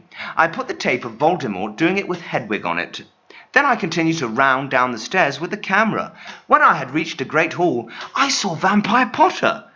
Oh my God, Vampira! 111! I yielded. We hugged each other happily. He looked at me with his gothic red eyes and spiky black hair. Around them were black eyeliner and eyeshadow. Here he was, wearing a black leather Jackson, leather pants, a Panic at the Disco concert shirt, and his black Congress shoes. He looked more like Joel from Good Charlotte than ever. Brackets, did you hear the song The River? It rocks! One. I was so worried you died, moaned Vampire. I know, but I'm a vampire, lol. When I woke up, I was back in 1980. So anyway, I brought Voldemort from when he was young with me. Where's Draco? I asked supuriously. Draco? You mean that fucking poser who betrayed you? Vampire snarkled with anger in his sexy voice. I know, but we have to find him, I said, smarty. I'll do it then, Harry said angstily. I thought his name was Vampire. Okay, I agreed. Suddenly, all the lights in the room went out, and then the dork Mark appeared. Oh my fucking Satan, Harry shouted. I think Voldemort has arrived, I said anxiously. Fuck, I have to find Draco one. I guess we should separate. Okay, Vampire said, dissipating. Sadly, I ran into the Great Hall. Oh, this can't be much more, there can't be much more. Fucking back! Chapter 43! Author's note. I think after this I will have about 2 or 3 more chapters. No, you fucking won't, you witch. Thanks to all my reviewees. Nordus flamers who flammed this. Sorry, said to suck. 1111. If you flammed him, fuck you. I walked sexily into the Great Hall. It was empty except for one person. Draco was there. He sat there in the deadly bloom, in his black 666 t-shirt and his baggy black pants. He had slit his wrists. Of course he had. I felt mad at him for having sex with Snape, but I felt sorry for him. He looked just like Gerard Way with his red eyes and his pale white face. Draco, are you okay? I asked. I'm not okay, he screamed depressedly. I thought of the MCR song and I got even more depressed because that song always makes me cry. I gave him a pot cigarette and he started to smoke it. Oh, Draco, why did you do it with that fucking bastard Snape? I asked, tear-dully. Draco began to say, but suddenly Lupin and Mr. Norris appeared into the room. They didn't see us. I am so glad me and Snape were freed, said Lupin. Damn, this job would be great if it wasn't for fucking students, Mr. Norris agreed. Pop Adela 1-1, I yielded, angrily pointing my wand at them. No! Lupin shouted as chains came on him. Mr. Norris ran away. You fucking perv, I said, laughing, with depths of evil and depressedness in my voice. Now, you have to tell us where Voldemort is, or I'm going to torture you. I don't know where he is, said Lupin. Suddenly, Satan and Vampire ran into the room. Vampire didn't know who Satan was really. Oh my Satan, we were so worried about you guys, Vampire said. I looked sexily at Draco with his gothic red eyes, with contacts, black t-shirt that said 666 on it. You're repeating the same fucking thing, you fucking slut! And pale skin like Gerard Way! No way! Vampire with his sexy black hair and red eyes, just like Fank Aero, and Satan, who looked just like Brandan Uri then. I selectively took the caramel from my pocket, and then I began Frenching Draco sexily. Lupin gasped. Draco began to take all his clothes off, and I could see his white sex-pack. Then Vampire took his own clothes off too. We all began making out together sexily. I took off my black leather bra, my black lace thong, and the rest of my clothes. Everyone took their Glocks out, except for me. I'm a girl, lol. Oh my Satan, Draco! I screamed as he put his hardness in my thingy. Then he did the same thing to Harry. I began making out with Satan, and he joined in. Oh, S111, cried Vampire. Kind of fucking ejaculation is that? Oh, Vampire! Vampire! I screamed, says it twice. Oh, Satan! Yelled Harry in plesiosaur. Lupin watched in shock. We took turns doing, oh, fuck! Greetings, Sir Oliver. Thank you for the 25 bucks. Just stopping in to show some love. You should start recording and selling audiobooks. You have a great flair for the dramatic. Thank you very much, Monkey Bird. Very generous of you. Yeah, if you had been here earlier, you'll see that that's not the case. I think it entirely depends on the audiobook that you're reading, the fan fiction that you're reading. But thank you so much for that. And I've lost my place. I've lost my fucking place. And I'm not reading that shit out again. Oh, Vampire! Vampire! I screamed. Oh, Satan! Yelled Harry in plesiosaur. Lupin watched in shock. We took turns doing torture curses on him, because we were all sadists.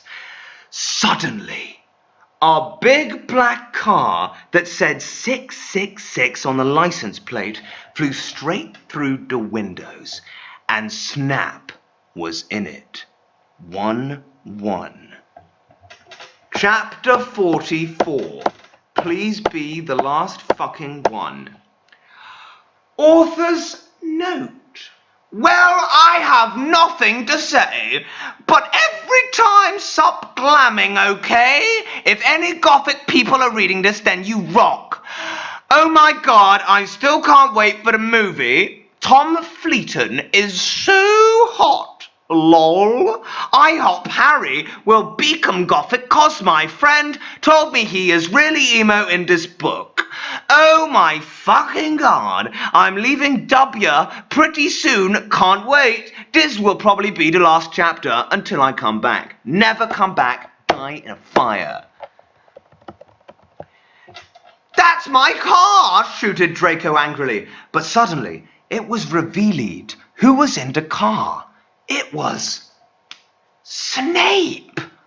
I shall free you, Lupin, but first you must help me kill these idiotic dunderheads, he said cruelly from the car as it flew, circumcising above us. Ebony Darkness Dementia Raven Way must be killed. Then the Dork Lord shall never die. You fucking prep! Yelled Draco. Then he looked at me sadly. I forgot to tell you, Ebony. Snape made me do it with him. I didn't really have sex, but he's a rapist. What it says. We all put our clothes on quickly, except Satan. We were so scarred. 1. But Satan didn't change. Instead, he changed into a man with gren eyes, no nose, a grey robe, and white skin. He had changed into Voldemort 111. Oh, fuck me. Lose your place again. Seth Formore. Lose your place again. This shall never end for you. It will end at some point. It has to end. Thank you for the $5. Where the fuck was it?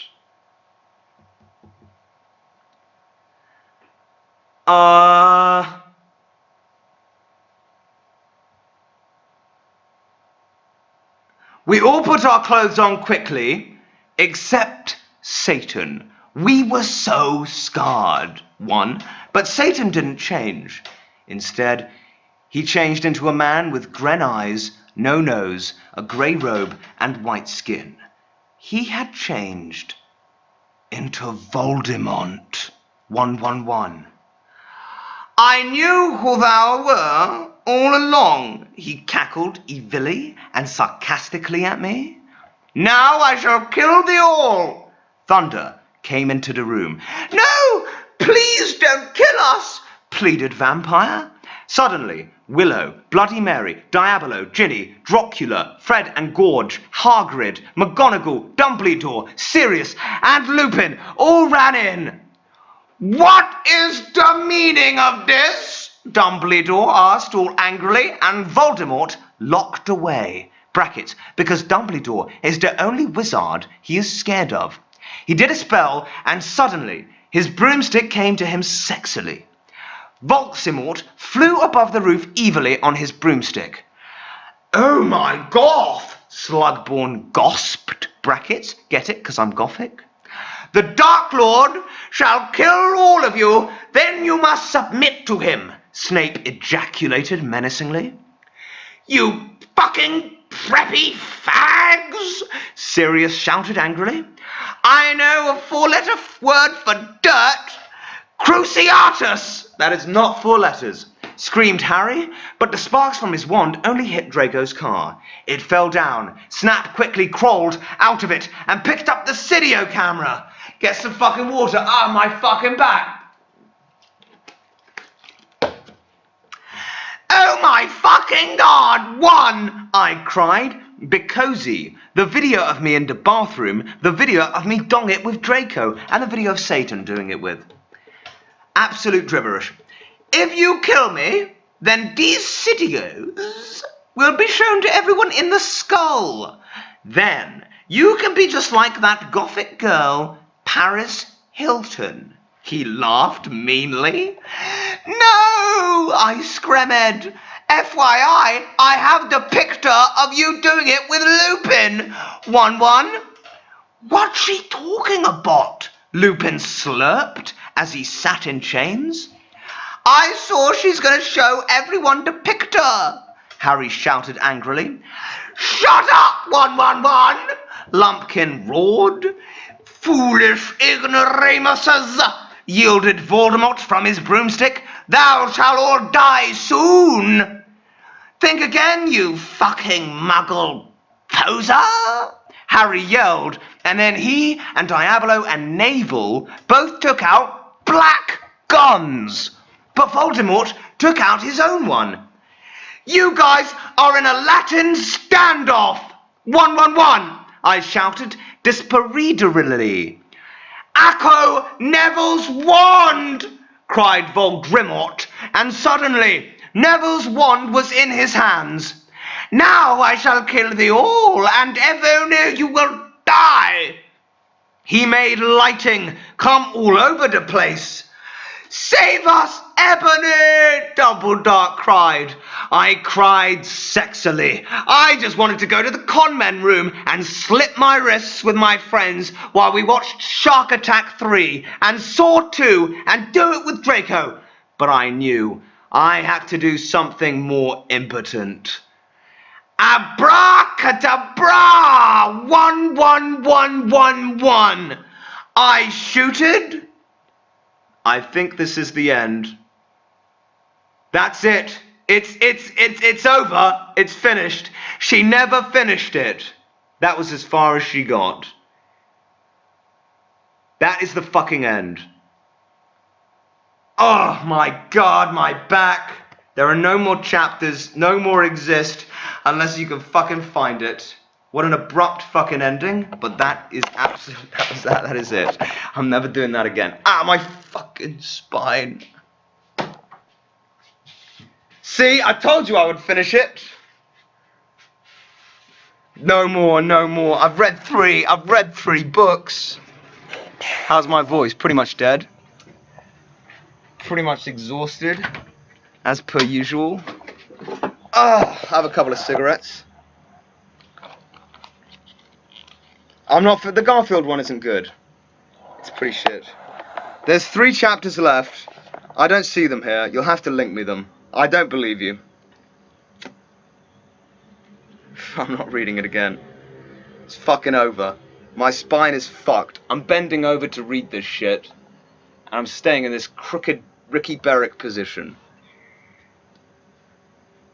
Good for your throat. Yeah, that's why I'm smoking. You can send me these creepy passes. Oh, we got something. Bravo, Thank you, my Jess. friend. You proved me wrong. Yeah, I did. I take a challenge. I accept it. What fucking time is it? Oh, nearly 5 a.m. Nearly 5 fucking a.m. But anyways, we did it. Never have to do it again. The writer of this masterpiece is in a video in 2009. She's a genius. Oh, fuck, the sweat. Sweat on the mouse pad. Every time. My neighbours haven't, actually. Looked at me weirdly. But I think they're probably sick of me. I'm only here for another 3 days, so they won't have to put up with me anymore. So, Oliver, reflection time. What did we learn from the critically acclaimed fanfic known as My Immortal? So many things. So many things. None of them good. I've lost brain cells reading it. Most definitely. All the fucking misspellings. I don't really think I even made that many mistakes. I read it how it was written. My favourite part. I'm not even concentrating on the story when I'm reading it. I'm concentrating on reading it. So I don't even know what I read. Oh my Satan. Okay, John, you can write one. What was worse, breadcrumbs in vagine or Draco doing it with Snap? I still think the breadcrumbs in the vagina were far fucking worse.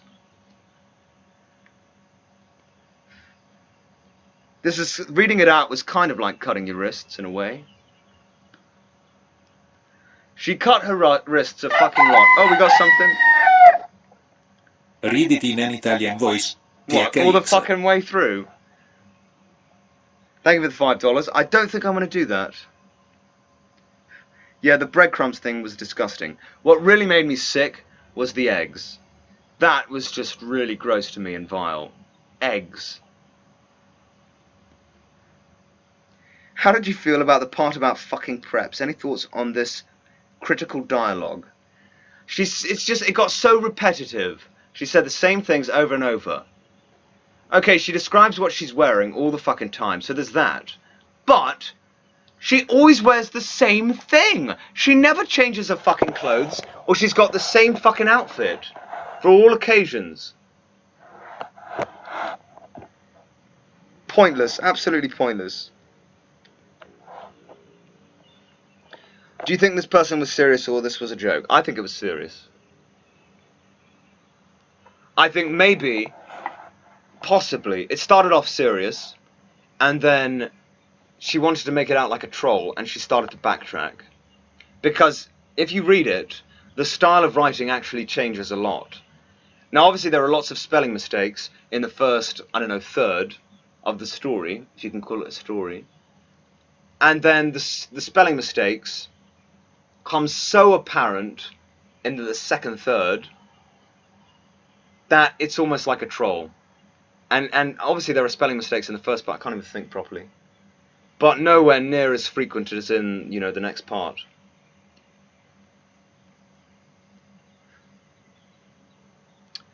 Have I read any of the fanfics written about me? We read one this stream. Me fucking Keemstar. We read that one. Oh, we got something? My Wi-Fi went out, can you repeat the story? Yeah, that's not gonna happen. Not gonna happen. Yeah, I read it out earlier. I only read it out because I fucked up the beginning of the stream. The donations weren't working. I was reading this shit fan fiction.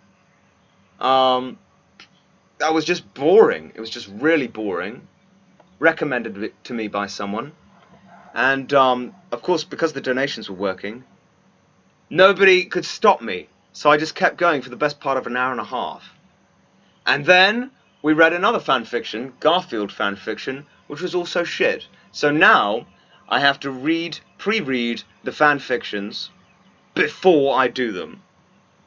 That's been pretty much the conclusion. Do you plan on reading a lot more fanfics or just a few more? If they're good, like My Immortal and the Sonic one, then yeah, definitely.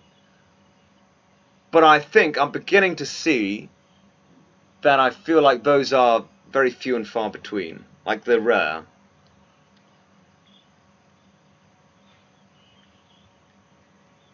Are you okay, Oliver? Honestly, you sound unwell. No madness, just a soul-deep tiredness. It is 5 in the morning, so it might be that.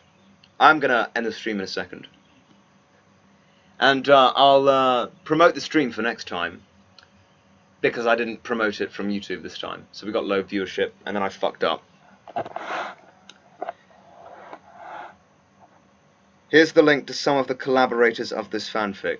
Don't send me a shit one. Don't send me a shit one. But I will proof check it before I do the next one.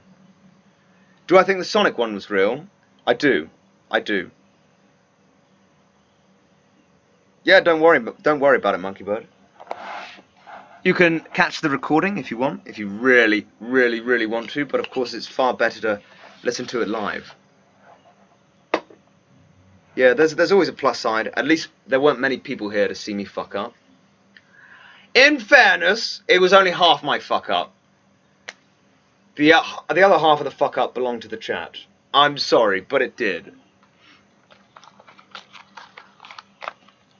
Right, we will call it a night there. I gotta take a long fucking shower. Sorry again for the beginning of the stream. It fucked up. You live, you learn. But I hope you enjoyed all the same. Thank you for everyone who's donated, subscribed, and the new followers and everyone who tuned in and stayed for the whole thing. Like John Antoine, if he's still here, if he hasn't fucked off to bed. Cheers, guide. I will catch you tomorrow. I think. Am I going to be here tomorrow? Wait. If my voice is recovered by tomorrow, I will be here tomorrow. So, 70% chance there'll be a stream tomorrow. Alright guys, cheers for tuning in. Appreciate it.